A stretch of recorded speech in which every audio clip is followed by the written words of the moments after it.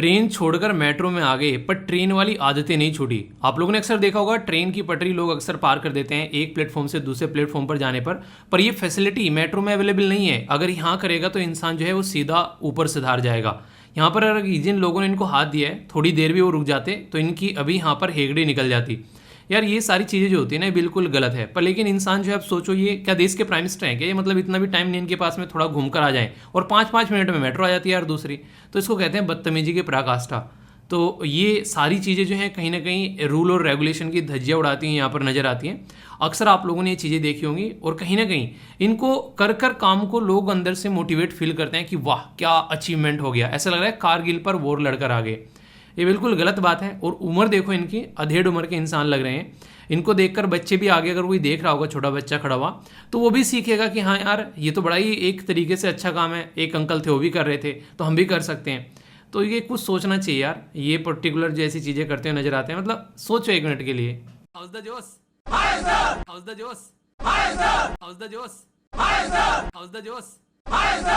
तो दोस्तों house the जोश, जोश अगर हाई नहीं है तो अभी आप लोगों का हाई होने वाला है, क्योंकि हमारे SLV फैमिली मेंबर जो कि आसाम से आते हैं निकल कर, इनके द्वारा 63 रैंक यहाँ पर अचीव की गई है। तो आप लोग यहाँ पर देख सकते हैं कि जिनको ये लगता है कि जहाँ पर रिसोर्सेज नहीं होते हैं नॉर्थ ईस्ट वाले एरिया में, तो वहाँ पर भी अपने SLV फैमिली मेंबर जो हैं वो आप लोगों को सेलेक्टेड होते हुए नजर आ रहे हैं। यार अक्सर ना लोग ये सोचते हैं कि रिसोर्सेज का अभाव जो है वो इंसान को मंजिल तक पहुँचने से रोकता है। अगर ऐसा कुछ होता तो आप आज की डेट में मिल्खा सिंह जैसे जो धावक हैं देश में उनका नाम नहीं सुन रहे होते, आप लोग APJ अब्दुल कलाम जैसे इंसानों के नाम नहीं सुन रहे होते। तो ये सारी चीज़ें कहीं ना कहीं अगर आप लोग देखोगे आसपास, जिसको ये लगता है कि यार हमारे पास में इन चीज़ों की कमी है, मैं आप लोगों को एक बात बोलूँ, आप लोग लिस्ट उठाकर चीज़ों को लिखना स्टार्ट करो। आप लोगों के पास में बहुत सारी ऐसी चीज़ें होंगी जो बहुत सारे लोगों के पास में नहीं है। आप लोगों के मम्मी पापा जितना भी उनसे बन पड़ता है वो पूरी हिम्मत कर कर आप लोगों के लिए यहाँ पर सारे रिसोर्सेज इकट्ठे करते हैं। आप लोगों को उन रिसोर्सेज का एक अच्छा यूटिलाइजेशन आना चाहिए। आप लोग अगर ये लेक्चर देख रहे हैं, आप लोगों के पास में मोबाइल है और आप लोगों के पास में मोबाइल है, तो आज की डेट में आप लोगों का गोल आप लोगों को अचीव करने से कोई नहीं रोक सकता, चाहे देश के किसी भी कोने में आप लोग क्यों ना बैठे हों। आप लोग देखो यहाँ पर 2019 से यहाँ पर ये कनेक्टेड है और इनके द्वारा फिलहाल अब यहाँ पर मैसेज भेजा गया, यानी कि मेल किया गया। अब यहाँ पर जो है इनकी वो रैंक आप लोग के सामने, जिंदगी संवर गई। अब आप लोग ये देखो इनकी, तो इस तरीके से यार आप लोग इनका नाम लिखिएगा और इसी के साथ में कॉन्ग्रेचुलेशंस लिखिएगा सब। खासकर अगर नॉर्थ ईस्ट से कोई बच्चा निकल कर आता है वो दिल को ना एक अलग ही एक मतलब एक दूर दराज वाले एरिया में, देश के दिल्ली में बैठे हुए लोग इस तरीके से कि दिल्ली, मुंबई, चेन्नई, कोलकाता, ये जो कैपिटल होती हैं इनमें बैठे हुए फिर भी आप लोगों को लगता है कि बहुत सारी फैसिलिटीज़ है। खासकर नॉर्थ ईस्ट में जो बच्चे हैं वो एक तरीके से अलग प्रॉब्लम से जूझते हैं बहुत सारे। तो आप लोग सोचो वहाँ पर वो वहाँ से सिलेक्शन निकाल कर लेकर आ रहे हैं, तो लगता नहीं है मोटिवेशन अंदर से कि हाँ यार हमको भी एक तरीके से इतने सारे रिसोर्सेज होते हुए हम लोग पीछे छूट जा रहे हैं, तो यार इसके ऊपर काम करना चाहिए। ठीक है, तो शानदार एक तरीके से सिलेक्शन लगा मुझे और मुझे काफ़ी अच्छा अंदर से फील हुआ। तो कॉन्ग्रेचुलेशंस डियर, और यहाँ पर रुकना नहीं है, आगे बढ़ते रहना है। अभी स्टेट का हुआ है, आगे चल के सेंटर पर धावा बोलना है। ठीक है, जो भी बच्चे फिलहाल स्टेट जो सर्विसेज के अंदर सेलेक्ट हो रहे हैं, अगर उनके पास में एज बची हुई है, अटेम्प्ट बचे हुए हैं, तो आप लोगों को आगे बढ़ते रहना है, यहाँ पर रुकना नहीं है। अगर जितना आप लोग आगे बढ़ोगे उतना ही ज़्यादा आप लोग एक देख सकते हो, आपको देखकर जो और लोग हैं वो भी आगे बढ़ेंगे, जो खासकर आप लोगों के एरिया से निकल कर आते हैं। यानी कि हमेशा एक इस तरीके से ज़िंदगी में आगे लेकर चलना है कि आप लोगों की सक्सेस में कोमा लगने चाहिए हमेशा। ऐसा नहीं कि फुल स्टॉप लग गया एक जगह आकर आप लोगों ने बस अब नहीं करना है, वो वाला एक तरीके से आप लोगों के अंदर जज्बा आप लोगों को लेकर चलना है। ठीक है, तो आगे बढ़ते रहिए यार अच्छे से, और इसी तरीके से आप लोग एक तरीके से दूसरों को भी मोटिवेट करते रहिए, क्योंकि जब आप लोगों के मेल आते हैं तो बहुत सारे बच्चे मोटिवेट होते हैं। कम्युनिटी टैग में देखा करो कितने सारे बच्चों के कॉन्ग्रेचुलेशंस मैसेज आते हैं, तो अच्छा लगता है। ठीक है, आगे चलते हैं। आज है भैया दूज, तो आप सभी लोगों को हैप्पी भैया दूज। तो सारे भाइयों और बहनों को अच्छे से आप लोगों को भैया दूज को एंजॉय करना है। ठीक है, इसी के साथ में कैसी रही दीपावली और कैसी रही आप लोगों की गोवर्धन पूजा। मुझे लगता है कि अब आप लोगों का ये जो मतलब एक तरीके से फेस्टिवल वाला खुमार है वो उतर जाना चाहिए और बैक टू द पवेलियन आना चाहिए, क्योंकि अगर एक एक दिन भी आप लोगों के हाथ से जो फिसलेगा वो आप लोगों को आप लोगों की सिलेक्शन की मेरिट से बाहर करता हुआ नजर आएगा। बहुत सारे बच्चे मैंने देखा अभी यहाँ से गायब हो गए थे जो रेगुलर पार्टिसिपेट कर रहे थे, और कई तो ऐसे भी गायब हुए हैं जो कि बहुत अच्छे से आंसर दे रहे थे रेगुलरली। मैंने कहा चलो सही है, एक आध दिन अगर एंजॉय कर रहे हो, पर लेकिन कोशिश करना कि जो भी लेक्चर छूट गया है उसको कंप्लीट करना, क्योंकि चीज़ें जो छूट जाती है ना, एक एक क्वेश्चन यहाँ पर मायने रखता है मेरिट में जब आप लोगों का सिलेक्शन होता है। तो कोई भी चीज़ जो है आप लोगों की छूटनी नहीं चाहिए, तो इस तरीके से पैटर्न में लेकर चलना है। और कितने ऐसे ऐसे फैमिली मेंबर है जिन्होंने आज का प्लान बना लिया है पूरा, कि आज की ये प्लानिंग है, कि आज का ये टारगेट है, ये अचीव करना है। दिन स्टार्ट होने से पहले आप लोगों के हाथ में वो आप लोगों का प्लान होना चाहिए जो आप लोगों के आगे आने वाले दिन को ड्राइव करेगा। अगर वो प्लान आप लोगों के हाथ में नहीं होगा तो आप लोग सही तरीके से अपने दिन को एक सही डायरेक्शन में लेकर आप लोग नहीं चल पाओगे। ये बात आप लोग हमेशा ध्यान रखिएगा। और जब शाम को आप लोगों का दिन कंप्लीट हो तो आप लोगों को रिव्यू करना है आज का दिन कैसा रहा। ये दो चीज़ें अगर आप लोगों ने जिंदगी में इंप्लीमेंट कर ली ना, आप लोग बहुत सारे लोगों से वैसे ही आगे निकल जाओगे, क्योंकि ये ऐसी चीज़ है जो मैक्सिमम लोगों को करने में बोरियत फील होती है। और ये काम करेंगे नहीं, फिर दिन ढंग से यूटिलाइज होगा नहीं और शाम को फ्रस्ट्रेट होकर बैठेंगे। तो आप लोग अगर उस कैटेगरी से बाहर निकलना चाहते हैं तो ये काम आप लोग को जरूर करना पड़ेगा। कितने ऐसे सिर्फ फैमिली मेंबर है जो रेगुलर करते हैं? कमेंट बॉक्स में जो लिखते हैं उनका तो बहुतों का मुझे पता है, जो रेगुलर लिख रहे हैं उनके तो कईयों के तो नाम याद हो गए। जो मॉर्निंग में तो लिखते ही हैं कि हाँ आज का प्लान ये है, फिर इवनिंग में भी लिखते हैं कि हाँ सर ये आज का अचीव कर लिया है। उनके बारे में मुझे पता है, कई सारे मेंबर ऐसे देखने को मिलते हैं। पर लेकिन कई सारे ऐसे भी हैं जो यहाँ पर नहीं लिखते हैं। क्या वो रियलिटी में अपना प्लान फॉलो कर रहे हैं? तो आप लोग सोचिएगा जरूर, क्योंकि टाइम जो होता है वो रेत की तरह हाथों से फिसलता चला जाता है और पता नहीं कब निकल जाएगा, आप लोगों को पता भी नहीं चलेगा। तो इसलिए इन चीज़ों पर थोड़ा सा फोकस देकर आप लोगों को जरूर चलना है, ठीक है? तो इसको ध्यान रखिएगा। और जैसे जैसे सर्दी आ रही है, सुबह उठने वाले लोगों की तादाद कम होती चली जाएगी।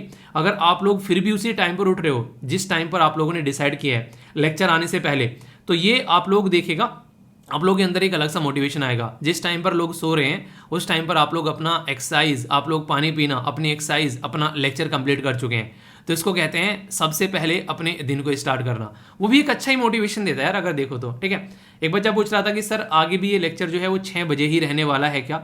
देखो यार, मेरा तो यही इरादा है कि 6 बजे ही रहे।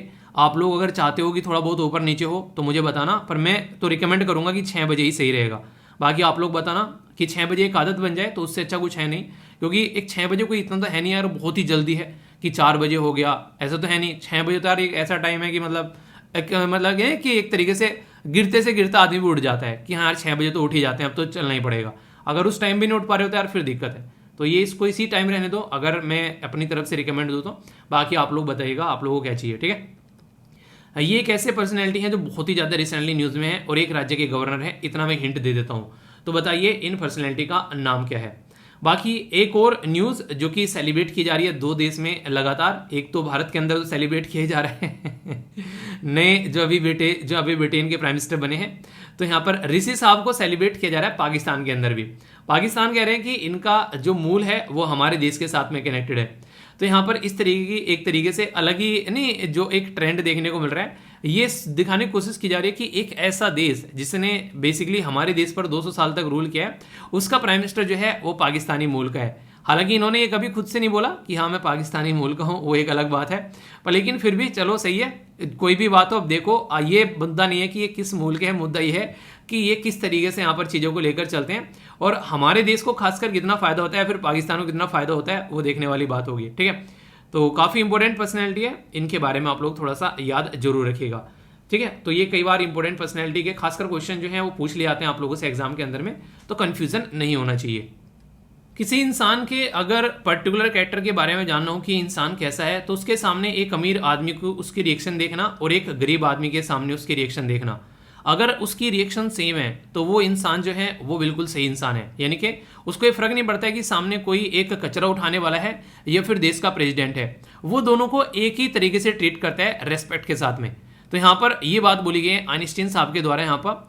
तो ये इस तरीके की चीज़ें हैं कि इंसान जब इस पोजीशन में पहुंच जाता है कि उससे ये फर्क नहीं पड़ता है कि सामने वाला इंसान क्या है, वो दोनों को सेम रेस्पेक्ट पे कर रहे हैं, तो वास्तव में ही आप लोगों का कद जो है वो एक ऊंचा कद हो चुका है। आप लोग जो है बेसिकली एक नहीं, आप लोगों ने अक्सर सुना होगा कि किसी इंसान को रेस्पेक्ट देना वो वही इंसान कर सकता है जो एक तरीके से समझे, क्योंकि कचरे उठाने वाले का काम भी एक रेस्पेक्टेबल वर्क है। अगर वो अपना काम नहीं करेगा तो हम लोग जो है वो बीमारियों से मर जाएंगे, हम लोग जो है अपने घरों में रहना छोड़ना पड़ जाएगा, इतना कचरा इकट्ठा हो जाएगा।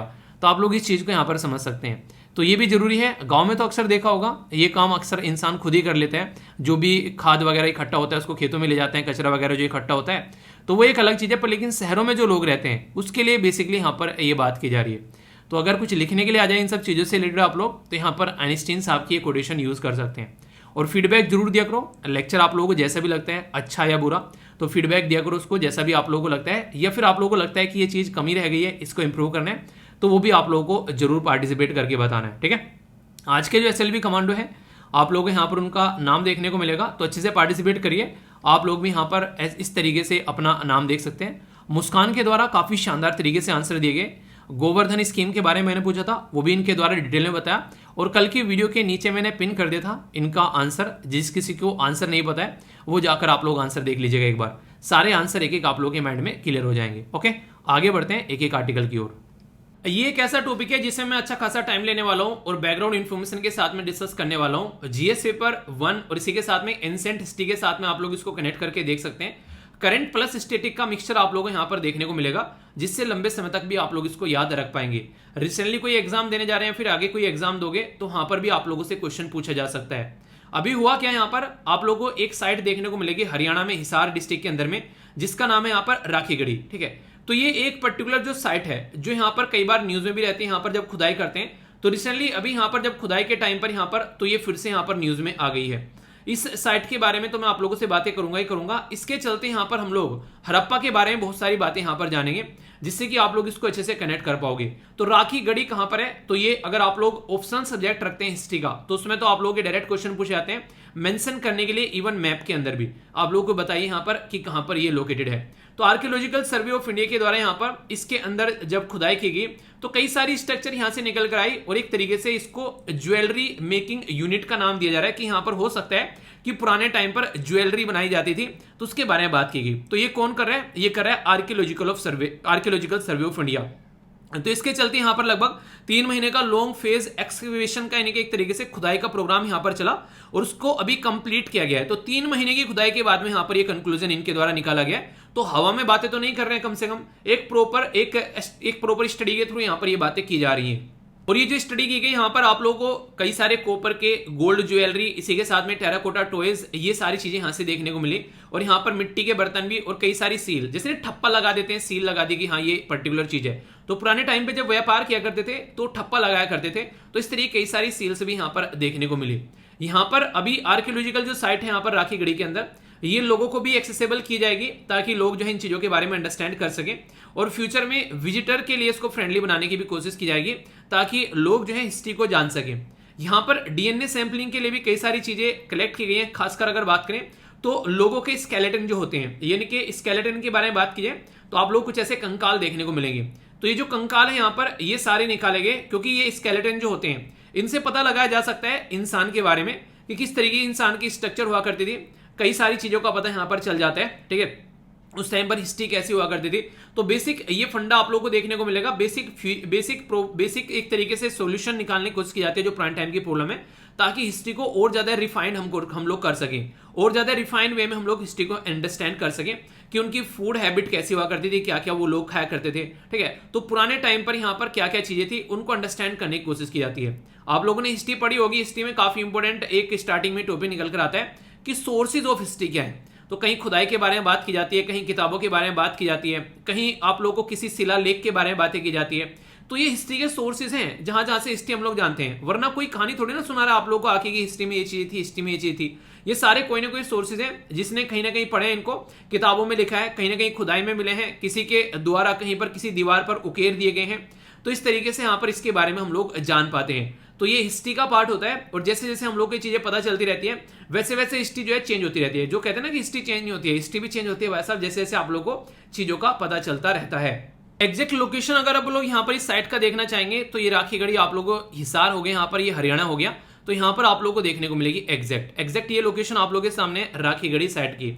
ये पहले इतनी फेमस नहीं हुआ करती थी, रिसेंटली अभी कुछ ज्यादा फेमस हो गई है। जब यहाँ पर 1997 में इनका नाम था यहाँ पर अमरेंद्र नाथ, ठीक है, तो अमरेंद्र बाहुबली, ठीक है, तो उस तरीके से याद रख लेना। ये फॉर्मर डायरेक्टर थे आर्कियोलॉजिकल सर्वे ऑफ इंडिया।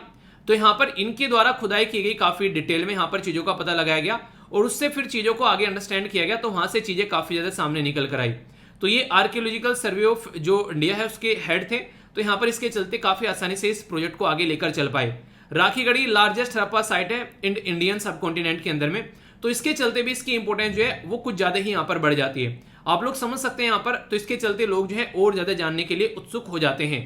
ऐसा नहीं है कि हम ही लोग इसके बारे में पढ़ रहे हैं, इंटरनेशनल लेवल पर भी रिकॉग्नाइज हो चुकी है आज की डेट में। अगर बात करें, सबसे पहले तो ये याद रखिए कि 5000 साल पुराना है भाई साहब ये स्ट्रक्चर जो आप लोगों को देखने को मिल रहे हैं, यहाँ पर जो चीजें निकल कर आ रही हैं। तो इसके चलते हम लोग ये समझ पा रहे हैं कि आज की डेट में भी यहाँ पर कहीं ना कहीं चीजें जो है वो हम लोग कंटिन्यू कर पा रहे हैं, कनेक्ट कर पा रहे हैं। इस एरिया में लोग रहते हैं आज के डेट में, हम लोग उनको अंडरस्टैंड कर पा रहे हैं।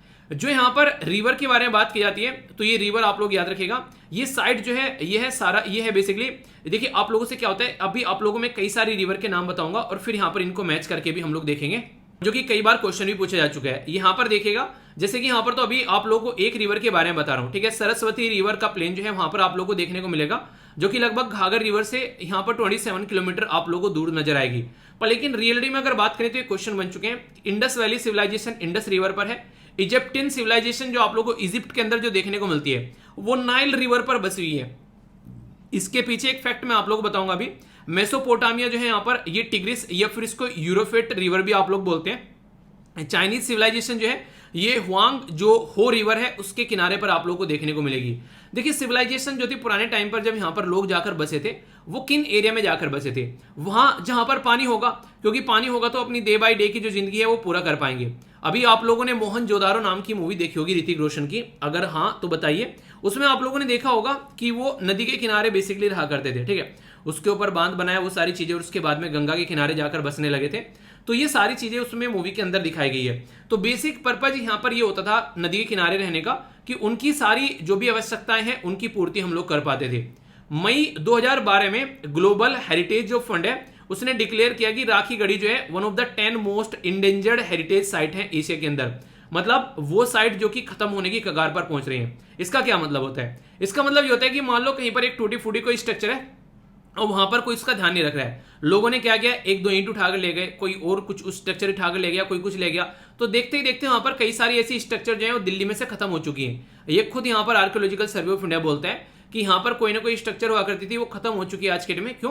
क्योंकि उनको प्रोटेक्ट नहीं किया गया। तो प्रोटेक्शन भी काफी इंपॉर्टेंट हो जाता है, वरना चीजें जो है वो खत्म होती चली जाती है और हम लोग को पता भी नहीं चलता है। जब से यहाँ से खुदाई करना स्टार्ट किया आप लोग देखते हैं 1997 से, तो ये सारी चीजें यहाँ से मिल चुकी है। कहीं आप लोगों यहाँ पर माउंट्स यानी कि जो कई सारे ऊंचे ऊंचे टीले आप लोगों ने रेत के या फिर किसी चीज के स्तूप आप लोग बोल सकते हैं, वो देखने को मिलेंगे। कई सारे डेट बैक यहाँ पर और भी बहुत सारी चीजें आप लोगों को देखने को मिलेंगे, 6000 7000 साल पुरानी, ठीक है। इसे आप लोग समझ सकते हैं। कई सारी सील्स आप लोगों को देखने को मिलेगी जो कि उस टाइम पर यूज की जाती थी। इसी के साथ में यहाँ पर कई सारे मार्बल वगैरह आप लोगों को देखने को मिलते हैं, कई सारी पक्की ईंटें देखने को मिलती हैं, व्हील के काट, टॉयज, खिलौने वगैरह, ड्रेनेज यानी कि पानी का सिस्टम। तो इन सब चीजों के चलते हम लोग अंदाजा लगा पाते हैं कि भाई साहब ये है क्या, यानी कि हवा में किसी को नहीं पता है, लोगों ने इसके बारे में स्टडी की, पढ़ा, खोजा, तब जाकर हम लोग समझ पाते हैं कि आखिर रियलिटी में बैकग्राउंड क्या है। उसके बेस पर हम लोग चीजों को आगे कनेक्ट कर पाते हैं।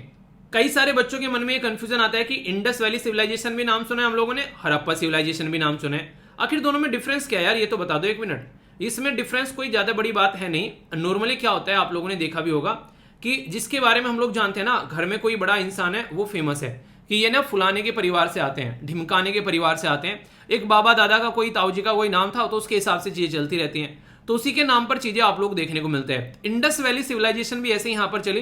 तो हड़प्पा सिविलाइजेशन इसका नाम इसलिए दिया गया क्योंकि जो फर्स्ट साइट थी जिसकी खुदाई की गई 1921 में, यानी कि 1921 में, और ये क्वेश्चन कई बार पूछा जा चुका है। दयाराम साहनी जी थे जिनके द्वारा यहाँ पर खुदाई की गई थी 1921 में। तो इसके बारे में आप लोग यहाँ पर याद रख सकते हैं। ये बेसिकली सबसे पहली साइट थी जिसके चलते यहाँ पर इसके बारे में कई बार क्वेश्चन भी आप लोगों से बनता है, ठीक है। तो ये काफी इंपॉर्टेंट है यहाँ पर, जो कि याद रखिएगा। इसी के साथ में अगर बात करें, ये जो है सिविलाइजेशन, इसको ब्रोंज एज भी हम लोग बोलते हैं। ब्रोंज एज मतलब यानी कि तांबे वाली एज, क्योंकि यहाँ पर कॉपर प्लस स्टोन, इसीलिए इसको यहाँ पर बेसिकली चालकोलिथिक भी बोलते थे, क्योंकि Cu और प्लस स्टोन यानी कि पत्थर यहाँ पर देखने को मिलता था। तो ये देखने को मिलेगा। ब्रोंज सिविलाइजेशन इसको बेसिकली कॉपर की वजह से बोलते थे। तो ये इसके सारे नाम आप लोगों को देखने को मिलते हैं। इसमें भी अगर बात की जाए आप लोगों से, काफी इंपॉर्टेंट है जो कि आप लोग याद रखिएगा। इसको जब बात करते हैं IVC यानी कि इंडस वैली सिविलाइजेशन के बारे में, तो सुतकोंड्रा आप लोग यहाँ पर देखने को मिलेगी आज के में, जो बलूचिस्तान पाकिस्तान के अंदर, ठीक है। तो उस साइड में आप लोग यहाँ पर नजर आएगा। इसी के साथ में जब बात करते हैं आलमगीर, तो यूपी में आप लोग को देखने को मिलेगी ईस्टर्न साइड में।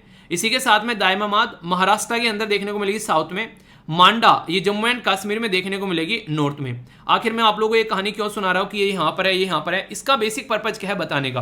इसका बेसिक पर्पज यहां पर यह कि अगर पूछे आप लोगों से कि नॉर्थ में सबसे ऊपर आखिरी की कौन सी साइट है यहां पर इंडस वैली सिविलाइजेशन की, तो मांडा बोल देना आप लोग क्वेश्चन में, और वो है जम्मू एंड कश्मीर में। तो ये बताने की कोशिश कर रहा हूं। ईस्ट में सबसे बड़ी साइट कौन सी यहां पर सबसे ज्यादा ईस्ट में, तो ये आलमगीर यूपी के अंदर में। तो ये आप लोगों से कई बार पूछी जाती है, ठीक है। इसी के साथ में यहां पर सुतगेंद्रो के बारे में अगर बात करें यहां पर, तो ये आप लोगों को देखने को मिलेगा, ये है बलूचिस्तान यानी कि पाकिस्तान के अंदर में।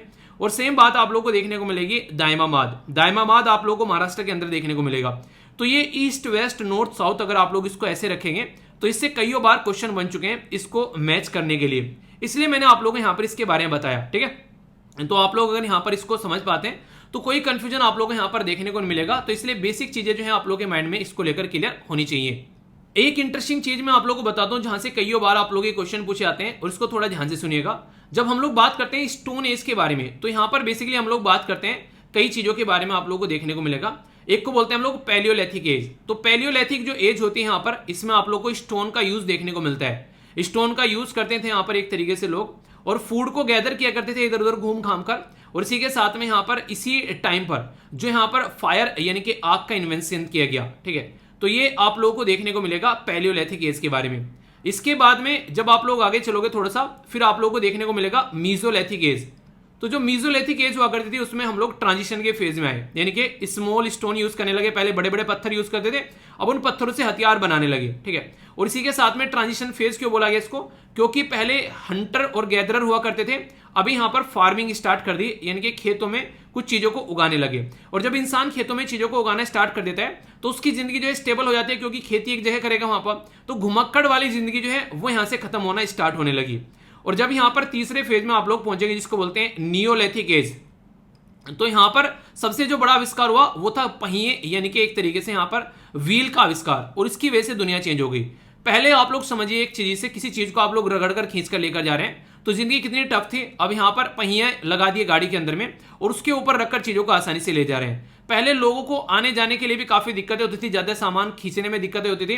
अब वो जिंदगी इतनी आसान हो गई जिसकी कुछ हद नहीं है। आप लोग सोच सकते हैं आज के दिन में ट्रेन हवाई जहाज जो उड़ता है पहले पहिया पर दौड़ता है, ठीक है। गाड़ियां चलाते हैं आप लोग, स्कूटर चलाते हैं, बाइक चलाते हैं, कुछ भी चलाते हैं, इवन बैग भी कहीं लेकर जाते हैं ट्रॉली, तो आप लोग उसमें नीचे पहिया देखते हैं। तो ये सारे जो यहाँ पर इन्वेंशन हुआ था यहाँ पर ये आप लोग को देखने को मिलेगा नियोलिथिक एज में यहां से निकल कर आया, ठीक है।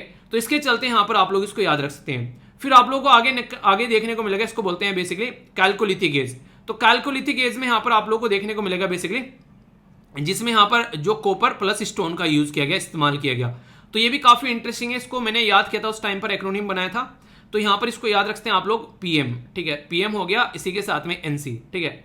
तो यहां पर कुछ भी आप लोग याद रखते हैं जो भी आप लोगों को सुटेबल लगे, जैसे कि कई बार आप लोग बोल देते हैं कि एक तरीके से कि ये यहां पर जैसे नेशनल कांग्रेस बोल दिया, ठीक है। याद रखने के लिए ऐसे मत बोलना कि हाँ सर कांग्रेस को वो कर रहे हो, ठीक है। कई बार कई सारे आप लोग बोलते हैं, तो पीएम जो है नेशनल कांग्रेस के, ऐसे आप लोग यहां पर बोल सकते हो, ठीक है। क्योंकि जब मैंने पहली बार इसको पढ़ा था यहाँ पर उस टाइम पर जो थे यहाँ पर मनमोहन साहब की बेसिकली गवर्नमेंट थी, तो मैंने जब इसको सबसे पहली बार मैंने हिस्ट्री को उठाकर पढ़ा था, ठीक है। तो इसलिए मुझे यहाँ पर याद रहता है ये, तो यहाँ पर उस टाइम पर कि हाँ नेशनल कांग्रेस के जो है बेसिकली पीएम है यहाँ पर मनमोहन सिंह साहब। तो उस तरीके से आप लोग कनेक्ट कर सकते हैं, ठीक है। तो याद रखने का एक एक्रोनिम हो गया, कंफ्यूजन नहीं होना चाहिए बेसिकली यार एग्जामिनेशन हॉल में जब आप लोग जाकर बैठो। तो ये कुछ ऐसी बेसिक चीजें हैं जिसके बारे में आप लोग को पता होना चाहिए। कुछ और बातें मैं आप लोग को यहाँ पर बताता हूँ जिसके साथ में आप लोग अच्छे से कनेक्ट कर पाएंगे। जैसे हड़प्पा के बारे में भी आप लोगों को पता चल गया। हड़प्पा जो है नॉर्मली आप लोगों को यहाँ पर देखने को जो मिलती है, काफी सारी इसका बड़ा पोर्शन आप लोगों को पाकिस्तान में देखने को मिलेगा। और ये जो किस रिवर के ऊपर आती है, तो ये रवि रिवर के ऊपर आती है, ठीक है। तो ये कई बार रिवर मैच करने के लिए आ जाता है। इसी के साथ में मोहनजोदारो, जो कि मैंने मूवी का भी नाम आप लोगों को बताया, ठीक है। तो ये सिंध यानी कि आप लोगों यहाँ पर सिंध, और इसी के साथ में लरकाना, ये भी पाकिस्तान के अंदर आप लोगों को देखने को मिलेगा। और ये इंडस जो बेसिकली रिवर के ऊपर आप लोगों को नजर आती है, ठीक है। चानीदारों के बारे में बात करेंगे तो वो भी आप लोगों को पाकिस्तान के अंदर इंडस रिवर पर ही देखने को मिलेगी, ठीक है। सिंध के अंदर इंडस रिवर के अंदर आप लोगों को नजर आएगी। इसी के साथ में अगर बात की जाए यहाँ पर कालीबंगा के बारे में आप लोगों ने कई बार सुना होगा। कालीबंगा काफी इंपॉर्टेंट है, ये बेसिकली आप लोगों को देखने को मिलेगी जो राजस्थान के अंदर में, और घाघर रिवर, ठीक है। तो राजस्थान के अंदर और घाघर रिवर के किनारे आप लोगों को नजर देखने को मिलेगी। लोथल के बारे में आप लोगों ने कई बार सुना होगा, लोथल, ठीक है। लोथल में राइस पाए गए थे सबसे पहले, चावल, ये आप लोगों को देखने को मिलेगी अहमदाबाद के अंदर में, और ये कहां पर है, गुजरात में। और ये साबरमती रिवर के किनारे आप लोगों को देखने को मिलेगा। आलमगीर के बारे में आप लोगों को पता होना चाहिए, जो भी मैंने डिस्कस की। मेरठ में उत्तर प्रदेश में आप लोगों को देखने को मिलेगी, यूपी के अंदर में। और ये हिंडन रिवर जो है बेसिकली उसके किनारे पर आप लोगों को नजर आएंगी। तो ये ऑलरेडी ऐसे क्वेश्चन मैंने आप लोगों को यहां पर बताए जो कि कईयों बार आप लोगों से एग्जाम में पूछे जा चुके हैं। मैच करने के लिए आ जाते हैं, कई बार डायरेक्ट क्वेश्चन बनते हैं। तो इसीलिए मैंने बोला था कि ये एक ऐसा टॉपिक होगा जो कि मैं काफी डिटेल में आप लोगों से डिस्कस करूंगा, और कोई क्वेश्चन भी आप लोगों से पूछे तो ऐसा पढ़ाऊंगा कि क्वेश्चन का आंसर भी आप लोग दे पाओगे। तो ये बेसिक चीजें मैंने आप लोगों को यहां पर बताई। तो ये सारी चीजें आप लोगों को जो बताई गई हैं, ये पीडीएफ आप लोग जरूर ले लेना, टेलीग्राम पर प्रोवाइड करा दूंगा। ये आप लोगों को रिवीजन कर कर चीजें जो है वो कम से कम याद रखनी है, ठीक है। अभी यहां पर कुछ और इंपॉर्टेंट बातें अगर बात करूं इंडस वैली सिविलाइजेशन के बारे में, तो ब्रोंज एज यहां पर बोलते थे, जिसको बेसिकली चालकोलिथिक एज मैंने बताया, ब्रोंज एज सिविलाइजेशन 1920 में, 1920s में यानी कि 1921 में खुदाई स्टार्ट की गई दयाराम साहनी जी की अध्यक्षता में, और फर्स्ट सिटी यहां पर हड़प्पा रखी गई, जिसके चलते इसका नाम हड़प्पा सिविलाइजेशन बना। 1924 में यहां पर जॉन मार्शल जो थे वो डायरेक्टर जनरल थे आर्कियोलॉजिकल सर्वे ऑफ इंडिया के, तो उनके द्वारा अनाउंस किया गया यहां पर कि ये भाई साहब इंडस वैली सिविलाइजेशन है, हड़प्पा सिविलाइजेशन नहीं है। क्यों? क्योंकि इंडस रिवर के आसपास में फैली हुई यहां पर ये सिविलाइजेशन आप लोगों को देखने को मिलेगी, तो इसके नाम पर इसका नाम जो है वो इंडस वैली सिविलाइजेशन रख दिया।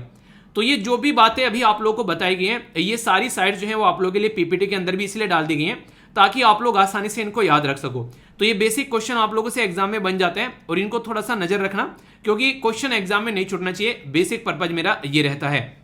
सारी बातें जो मैंने भी आप लोगों को बताई, एक तो यहाँ पर ये वाली बातें और एक ये वाली बातें कि नॉर्थ में कौन है, साउथ में कौन है, ईस्ट में कौन सा है, ये स्ट्रक्चर भी आप लोगों के सामने है यहाँ पर। इसी के साथ में अर्ली फेज है यहाँ पर, ठीक है। इसी के साथ में मेच्योर फेज बोला जाता है, और फिर लास्ट का फेज जो रहता है। तो इसमें अर्ली फेज में आप लोगों को यहाँ पर ये वाली चीजें देखने को मिलेगी, मेच्योर फेज में आप लोग को ये वाला एरिया, और फिर यहाँ पर जो लास्ट वाला फेज होता है लेट में, ये वाला में।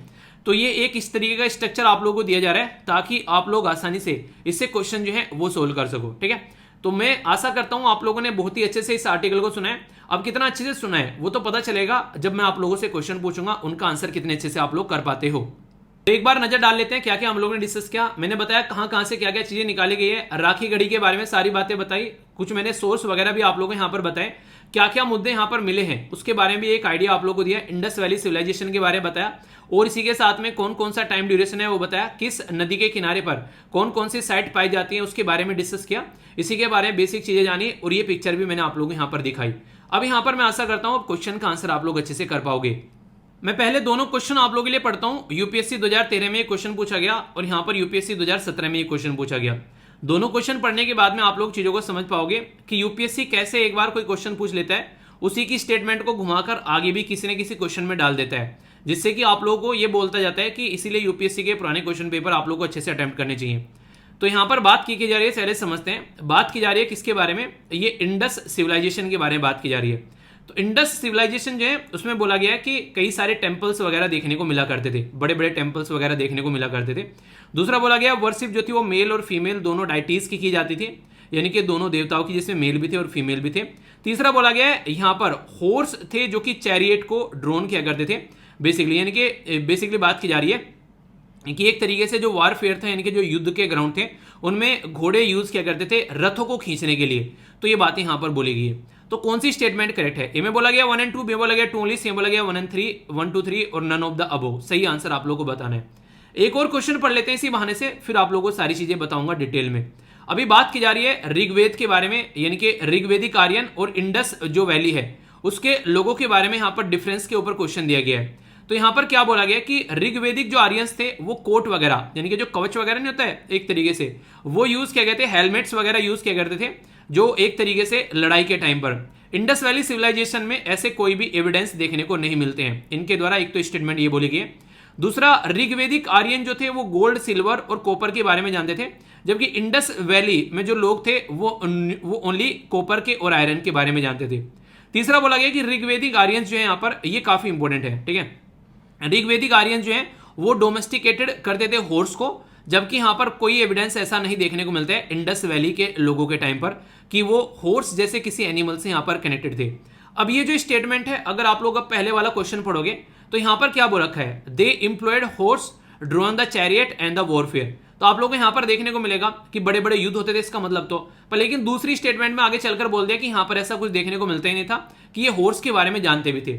इसी के साथ में यहाँ पर क्या बात कर दी कि यहाँ पर एक तरीके से इनके द्वारा बोला गया कि बड़े बड़े लड़ाई किया करते थे, बड़े बड़े घोड़े वगैरह। यहाँ पर देखिए बोल दिया कि कोई भी यहाँ पर ऐसे एविडेंस नहीं मिलते हैं कि यहाँ पर ये इस तरीके से कुछ चीजें रखा करते थे, ठीक है। तो यानी कि आप लोगों को दो क्वेश्चन है, 2013 में पूछा गया और 2017 में देखा गया, और दोनों में सिमिलैरिटी देखो आप लोग क्वेश्चन में। तो इस तरीके से बोला जाता है कि पुराने क्वेश्चन पेपर आप लोग को देखने चाहिए। आप लोग टॉपिक को अंडरस्टैंड करोगे तो आगे क्वेश्चन का आंसर दे पाओगे। इस क्वेश्चन का आंसर क्या है? इस क्वेश्चन का आंसर अगर मैं आप लोग को बताऊं, आप लोग एक बार अटेम्प्ट कर लो, जिसने भी अटेम्प्ट करना है, उसके बाद में आंसर बताता हूं, ठीक है। कर लिया अटेम्प्ट? वीडियो को पॉज करके अटेम्प्ट कर लिया करो। इसका आंसर आप लोगों को बी देखने को मिलेगा, यानी कि सेकंड स्टेटमेंट यहां पर सही है, बाकी की दोनों स्टेटमेंट जो है वो इनकरेक्ट है। यहां पर ये ना तो यहां पर कोई भी ग्रेट प्लेसेस थे, टेंपल, बड़े बड़े कोई मंदिर वगैरह आप लोगों को देखने को नहीं मिलेंगे, और यहां पर हॉर्स का भी बेसिकली यहां पर इनको ज्यादा ज्ञान नहीं था। अगर ये क्वेश्चन आप लोगों ने यहां पर पढ़ लिया और 2017 में आप लोग मान लीजिए क्वेश्चन आप पेपर देने बैठे, तो यहां पर अब आप लोग क्वेश्चन का आंसर दे पाएंगे। यहां पर सी है क्वेश्चन का आंसर, ठीक है।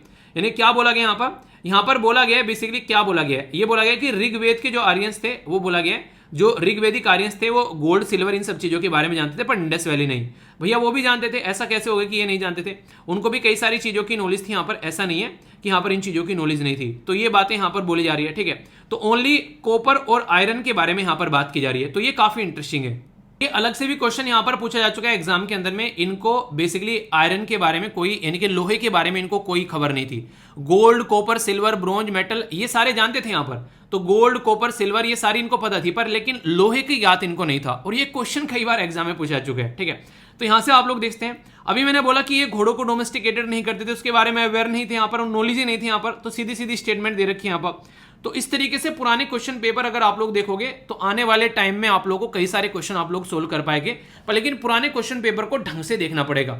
यूपीएससी आप लोग के दिमाग से खेलती है, और आप लोग एक बार समझ गए तो फिर सारी चीजों का सोल्यूशन निकल जाएगा आगे समझ में। आई होप कि दोनों क्वेश्चन आप लोग पकड़ पाए होंगे अच्छे से, तो कोई भी डाउट आप लोग को नहीं होना चाहिए। अगर डाउट है तो बताना, उसको दूर किया जाएगा। ओके, ये है नेक्स्ट आर्टिकल आप लोगों का, इंडिया और वियतनाम के बारे में यहां पर बात कर रहा है। और इंटरेस्टिंग क्वेश्चन तो यहां पर ये, अगर आप लोग ध्यान से देखेंगे कि यूपीएससी के द्वारा वियतनाम के बारे में आप लोगों से 2022 में क्वेश्चन पूछा गया। आप लोग बोलोगे वियतनाम के ऊपर क्वेश्चन पूछ लिया अलग से कि वियतनाम की कैसी इकोनॉमी बढ़ रही है, वहां पर कैसा पॉलिटिकल पार्टी सिस्टम है, मतलब डायरेक्ट क्वेश्चन ओनली वियतनाम के ऊपर, तो ये काफी ज्यादा चौंकाने वाला लगा लोगों को ये क्वेश्चन। पर लेकिन उसके पीछे रीजन था यार, रीजन क्या था अगर बात करेंगे वियतनाम के बारे में, तो वियतनाम जो है वो काफी ज्यादा न्यूज में इसलिए भी रहा क्योंकि आज की डेट में अगर आप लोग बात करेंगे वियतनाम के और चाइना के अच्छे रिलेशन नहीं है, ठीक है, तो उसके चलते काफी ज्यादा न्यूज में रहा। एक और यहाँ पर पूछा गया था 2015 में, यहाँ पर भी आप लोगों को चीज़ देखने को मिलेगी, ठीक है। इस पर्टिकुलर रीजन के बारे में क्वेश्चन पूछा गया, जो कि मेकोंग गंगा कोऑपरेशन के बारे में यहाँ पर बात की जा रही है। तो कौन कौन सी कंट्री उसके अंदर आती है, तो यहाँ पर भी आप लोगों से क्वेश्चन यहाँ पर पूछा गया, ठीक है। 2015 में भी आप लोगों से क्वेश्चन पूछा गया यहाँ पर, इसके बारे में याद रखते हैं कि एक तरीके से इंडिया जो है वो मेंबर है विच ऑफ द फॉलोइंग, ठीक है। तो Asia Pacific economic cooperation association for south Asian nation और ईस्ट एशिया समिट, तो यहाँ पर भी आप लोगों को इसका भी पार्ट आप लोगों को वियतनाम देखने को मिलेगा। तो यानी कि वियतनाम से रिलेटेड कई बार क्वेश्चन पूछे आ चुके हैं, और वियतनाम के चाइना के साथ में जो रिलेशन है वो अच्छे भी नहीं रहते हैं, तो इसलिए यहाँ से चीज़ें आप लोगों को देखने को मिलती है। तो UPSC prelims, GS paper 2, international relation, और इसी के साथ में एक्ट ईस्ट इंडिया के बारे में पॉलिसी जो हमारी है उससे रिलेटेड क्वेश्चन आप लोगों का बन सकता है। आप लोग बोलोगे ऐसी कैसी एक तरीके से एक यहाँ पर एक मेहरबानी हो गई कि ये आर्टिकल आ गया न्यूज़ में। ये आर्टिकल इसलिए आया, अभी 2 दिन पहले आप लोगों ने देखा, उससे पहले भी यहाँ पर आर्टिकल था और बार बार ये 2-3 बार रिपीट हो चुका है। तो आज इसका पोस्टमार्टम कर देते हैं पूरा, ताकि आगे से आप लोगों को कोई भी कंफ्यूजन देखने को न मिले। इंडिया और वियतनाम के द्वारा ज्वाइंट विजन स्टेटमेंट यहाँ पर देखने को मिली, जिसमें इंडिया और वियतनाम के द्वारा बेसिकली डिफेंस पार्टनरशिप टुवर्ड 2030 यहाँ पर साइन किया गया, जिससे मिलकर हम लोग काम करने वाले डिफेंस कोऑपरेशन के अंदर में। यहाँ पर हमारी कंट्री के डिफेंस मिनिस्टर जो हैं वो है राजनाथ सिंह जी, उनके द्वारा विजिट किया गया यहाँ पर अभी रिसेंटली, तो उसके चलते यहाँ पर ये सारी चीज़ें सामने निकल कर आई। तो यहाँ पर नेशनल डिफेंस सेंटर जो फैन वैन जो ज्ञान है यहाँ पर ये हनोई के अंदर में ये सारी चीज़ें देखने को मिली। तो सबसे पहले वियतनाम अगर आप लोग देखेंगे, ये एक ऐसी कंट्री है जो कि लैंडलॉक कंट्री नहीं है, यानी कि ये रीजन यहाँ पर कनेक्टेड है किसके साथ में, ओशन के साथ में। यहाँ से ऑलरेडी क्वेश्चन पूछा गया था, 4 देश के नाम आप लोगों के द्वारा दिए गए थे यूपीएससी के द्वारा आपको, उसमें था वियतनाम सॉरी लाओस, थाईलैंड और कंबोडिया, और ये पूछा गया था इनमें कौन सी लैंडलॉक कंट्री है, यानी कि चारों तरफ से लैंड से घिरी हुई कंट्री कौन सी है। तो याद रखिएगा यहाँ पर ये था कौन सा, ये था आप लोगों के सामने वियतनाम, ठीक है। तो ये सिचुएशन आप लोगों को यहाँ, सॉरी वियतनाम बोल रहा हूँ, यहाँ पर लाओस, ठीक है। तो लाओस था यहाँ पर, ये एक तरीके से लैंडलॉक कंट्री। तो मैप बेस्ड क्वेश्चन भी यहाँ से एग्जाम में आप लोगों का पूछा जा चुका है। तो इस तरीके से चीज़ों को तैयार करना है। मैं बेस्ट पूछ ले, चाहे किसी और फैक्ट्स एंड फिगर के ऊपर क्वेश्चन पूछ ले, आप लोगों को उसको लेकर कोई कंफ्यूजन माइंड में नहीं होना चाहिए, ठीक है। इंडिया के जो डिफेंस मिनिस्टर हैं उनके द्वारा विजिट किया गया यहाँ पर, और डिफेंस एग्रीमेंट अभी आप लोगों को देखने को मिलेगा। तो रीजन यहाँ पर ये भी था कि इंडिया और वियतनाम जो है वो अभी 50 ईयर इस्टेब्लिशमेंट हो गए उनके डिप्लोमेटिक बायलैटरल रिलेशन को, उसको भी सेलिब्रेट किया जा रहा है यहाँ पर। और इसी के साथ में हम लोग यहाँ पर डिजिटल मीडिया और भी कई सारे रीजन में मिलकर पार्टिसिपेट कर रहे हैं काफी अच्छे लेवल पर। एक इंटरेस्टिंग क्वेश्चन जो आप लोगों से कई बार पूछा जाता है, ये है लाइन ऑफ क्रेडिट के बारे में। आप लोगों से मैं पूछ लूं कि लाइन ऑफ क्रेडिट क्या होता है, तो थोड़ा सा पोज देकर एक बार आप लोग इसका आंसर दीजिए। देखता हूं कौन कौन से ये आंसर यहां पर देता है कि लाइन ऑफ क्रेडिट क्या होता है इसके बारे में। अगर बात करूं लाइन ऑफ क्रेडिट के बारे में, तो यहां पर ये काफी एक इंपॉर्टेंट कॉन्सेप्ट है जो कि आप लोग समझिएगा। ये बिल्कुल ऐसे ही है जैसे कि मान लीजिए एक आपका दोस्त है, वो आज के डेट में पढ़ रहा है, उसके पास में पैसा नहीं है, पर आपका बड़ा जिगरी यार है, और आप लोगों के जो है अच्छे खासे आप लोगों के एक तरीके से पैसे हैं, आप लोग जो है जॉब कर रहे हैं, अच्छी खासी जगह पैसा कमा रहे हैं, ठीक है। तो आप लोग बोले कि यार मैं तुमको लाइन ऑफ क्रेडिट देता हूं। लाइन ऑफ क्रेडिट मतलब पैसा रहेगा इसमें, मान लीजिए आप लोग जो है इसमें 2 लाख रुपए का लाइन ऑफ क्रेडिट दे देते हैं उस पर्टिकुलर पर्सन को। इसका मतलब ये कि जब भी ये कस्टमर है इसको पैसा चाहिएगा तो ये इससे क्या कर सकते हैं, यहां से निकाल सकते हैं, ठीक है। और जितना पैसा ये निकालेगा 2 लाख में से इसने 5,000 निकाल लिया, तो 5,000 पर ही इसको बस अपना इंटरेस्ट पे करना है। बाकी जो भी यहां पर इसने लिया है उसी पर इंटरेस्ट पे करना है, बाकी का वो पड़ा रहेगा और जब चाहे उसको इस्तेमाल कर सकते हैं। तो बैंक अक्सर यहां पर लाइन ऑफ क्रेडिट दे देते हैं, बार बार बैंक का चक्कर न काटना पड़े, तुमको जितना चाहिए उतना निकाल लो और उसके बाद में फिर यहां पर उतने पर ही अपना इंटरेस्ट पे कर दो। ऐसा नहीं कि हर एक बार के लिए आप लोग बैंक के अंदर जाना पड़ेगा। तो लाइन ऑफ क्रेडिट का कई बार इस्तेमाल किया जाता है कई सारी कंट्रीज के लिए, यहां पर इस तरीके से कि लाइन ऑफ क्रेडिट दे दिया जाता है, इसलिए ताकि आप लोग जैसे यूएस से हमको लाइन ऑफ क्रेडिट दे दे और वो बोले लाइन ऑफ क्रेडिट का इस्तेमाल किस लिए करना है, हमारे ही देश से आप लोगों को डिफेंस इक्विपमेंट खरीदने के लिए करना है, ठीक है। कई बार ऐसी भी कंडीशन आप लोगों को देखने को मिलती है। तो अभी यहां पर मिलकर काम करेंगे और मेमोरेंडम ऑफ अंडरस्टैंडिंग यानी कि एक तरीका एग्रीमेंट भी साइन किया गया म्यूचुअल लॉजिस्टिक सपोर्ट को लेकर। देखिए हमारे साथ में जब वियतनाम काम करते हैं ना, इससे चाइना को बड़ी मिर्ची लगती है। चाइना जो है ये पर्टिकुलर जो साउथ एशियन रीजन है यहाँ पर अपना काफी बड़ा आसियान रीजन के अंदर में काफी बड़ा रोल प्ले करता है, तो उसके चलते यहाँ पर ये चीज देखने को मिलती है। पर वियतनाम के हमारे साथ में रिलेशन काफी अच्छे हैं। वियतनाम के अंदर में जब सोसाइटी से पूछा जाता है लोगों से कि इंडिया के बारे में वो क्या सोचते हैं, तो हमारे लिए सबकी जो है भावनाएं पॉजिटिव निकल कर आती हैं। तो ये एक अच्छी बात आप लोग यहाँ पर देखने को मिलेगी। इंडिया जो है उसके द्वारा यहाँ पर एक तरीके से कई सारे फायदे पहुंचाए जाते हैं अलग अलग देशों को, और यहाँ पर अगर बात करें कई सारे गिफ्ट भी हम लोग देते हैं। तो इसी तरीके से हम लोगों ने यहाँ पर अभी यहाँ पर बात करें इंडिया विल गिफ्ट 2 सिमुलेटर्स, और इसी के साथ में मॉनेटरी ग्रांट भी दिया जाएगा। इसी के साथ में सेटेक करेंगे यहाँ पर जो एक तरीके से लैंग्वेज एंड इंफॉर्मेशन जो टेक्नोलॉजी लैब, तो ये एक तरीका सपोर्ट आप लोग बोल सकते हैं। पर लेकिन जब आंसर राइटिंग में लिखने के लिए आ जाए 2 कंट्री के रिलेशन के बारे में, तो 2-4 बातों के ऊपर नहीं रह सकते आप लोग, कई सारी बातें आप लोगों को बतानी चाहिए। वो क्या क्या है अब मैं वो आप लोगों को बताने वाला हूं। जैसे कि हमारे कल्चर में रिलेशन है, जी हाँ, 2nd सेंचुरी बैंक में जाएंगे आप लोगों को रिलेशन देखने को मिलेंगे। स्वामी विवेकानंद जी, एक तरीके से स्वामी विवेकानंद जो इंडियन कल्चर सेंटर स्टेब्लिश किया गया हनोई के अंदर में, तो ये काफी इंपॉर्टेंट है जो कि आप लोगों को पता होना चाहिए। इंडिया स्ट्रांगली कंडेम करता है यूएसए के द्वारा जब यहां पर वियतनाम के ऊपर अटैक किया गया था वियतनाम वार के टाइम पे। क्यों? क्योंकि वियतनाम जो था वो कम्युनिस्ट बनना चाहता था, उसके ऊपर काफी बड़ा इंपैक्ट था रसिया और चाइना का, और यहां पर यूएसए चाह रहा था उसको कैपिटलिस्ट बनाना, तो उसके चलते वियतनाम के अंदर में ये काफी लंबे समय तक वॉर लड़ा। यूएसए की हिस्ट्री में यूएसए का काला मुंह किया गया सबसे ज्यादा है, एक तरीके से यूएसए की बेइज्जती की गई दुनिया में सबसे ज्यादा, तो वो वियतनाम था जिसने यूएसए को घुटनों के बल चला दिया, यूएसए को रुला दिया। एक इतनी पावरफुल कंट्री और वहां पर रो रही है एक ऐसे देश के सामने, छोटा सा देश। क्यों? क्योंकि गोरिल्ला वॉरफेयर इनके द्वारा किया गया उस टाइम पर, और ये ऐसा गोरिल्ला वॉरफेयर था कि यूएसए जो है उसने नाको चने चबाने पड़ गए, यूएसए को छोड़कर भागना पड़ गया, ठीक है।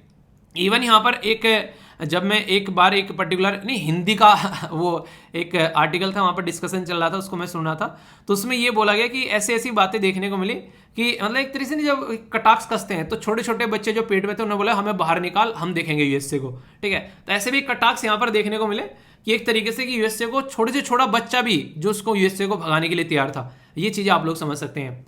1992 में इंडिया और वियतनाम के द्वारा कई सारे रिलेशन स्टैब्लिश किए गए ऑयल को एक्सप्लोर करने का। जब हम लोगों ने वियतनाम के साथ में ऑयल को एक्सप्लोर करने की बात की गई, तो ऑयल को एक्सप्लोर कहां पर करेंगे हम लोग? साउथ चाइना सी के अंदर जाकर करेंगे, वियतनाम वाले रीजन में। तो चाइना को मिर्ची लग गई कि इंडिया को यहां पर ये एंट्री कर रहा है हमारे आसपास वाले एरिया में, मतलब तुम हमारे सर पर आकर नाचो, तुम हर जगह आकर बैठ जाओ, मतलब तुम सही हो और हम कुछ करें तो हम गलत है, ठीक है। तो ये वाली बात है। India 8th largest trading partner है वियतनाम का, और इसी के साथ में वियतनाम जो है 4th लार्जेस्ट ट्रेडिंग पार्टनर है इंडिया का आसियान कंट्री के अंदर में। आसियान में टोटल पता है कितने देश हैं? 10 देश आप लोगों को देखने को मिलेंगे। वियतनाम कब उसका पार्ट बना है फिर फाउंडिंग मेंबर है, ये आप लोगों को बताना है कि बाद में पार्ट बना है फिर फाउंडिंग मेंबर है। आंसर दिया करो यार, काफी अच्छा लगता है जब आप लोग पार्टिसिपेट करते हो, ठीक है। वियतनाम जो है वो 8th लार्जेस्ट डेस्टिनेशन है इंडियन एक्सपोर्ट का। हमारी कंट्री से जो भी सामान हम लोग बेचते हैं ना, 8वें नंबर पर सबसे ज्यादा वियतनाम के अंदर आप लोगों को जाता हुआ नजर आएगा। वियतनाम जो है 2nd लार्जेस्ट एक्सपोर्ट डेस्टिनेशन है फॉर इंडिया आफ्टर सिंगापुर। ये आप लोगों को देखने को मिलेगा आसियान के अंदर में, पहले नंबर पर सिंगापुर और दूसरे नंबर पर वियतनाम, ठीक है। वियतनाम 2nd लार्जेस्ट, ठीक है। इसी के साथ में बायलेटरल ट्रेडिंग बिटवीन इंडिया और वियतनाम 11.12 बिलियन 2020 में 21 में, जो कि डिक्लाइन होगी हालांकि कोविड-19 की वजह से 22.47% पर आगे आने वाले टाइम में उसको और बढ़ाया जाएगा। इसी के चलते हम अपने रिलेशन को स्ट्रॉन्ग करने की बातें कर रहे हैं। वियतनाम हमारे साथ में काम करके एक तरीके से काफी अच्छे से मिलकर काम करना पसंद करता है, ठीक है। आगे बात करें यहाँ पर डिफेंस कोऑपरेशन के अंदर में, तो अभी फिलहाल के टाइम पर आकाश जो कि सरफेस टू एयर सिस्टम है हमारा, ध्रुव एडवांस हेलीकॉप्टर, इसी के साथ में ब्रह्मोस मिसाइल लेने का इच्छुक वियतनाम यहां पर पाया गया है। अभी फिलीपीन को हम लोगों ने, जो फिलीपींस है उसको हम लोगों ने अपनी ब्रह्मोस मिसाइल बेची, वो आप लोगों को बताए। पैसेज जो पास जो एक्सरसाइज आप लोगों को देखने को मिलेगी, ठीक है। यहाँ पर ये एक्सरसाइज वियतनाम के द्वारा भी इसमें पार्टिसिपेट किया गया। और बाकी जब कोऑपरेशन करने की बात आती है तो east Asia summit, Mekong Ganga cooperation और एशिया यूरोप मीटिंग में वियतनाम आप लोगों को देखने को मिलेगा।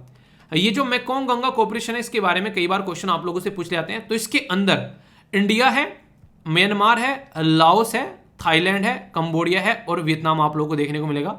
मेकोंग गंगा रिवर के नाम पर इसका नाम रखा गया और इंडिया की गंगा के नाम पर लेकिन चाइना से निकल कर आती है, चाइना इसका पार्ट नहीं है। ये कई बार क्वेश्चन आप लोगों से एग्जाम में पूछा जा चुका है, ठीक है।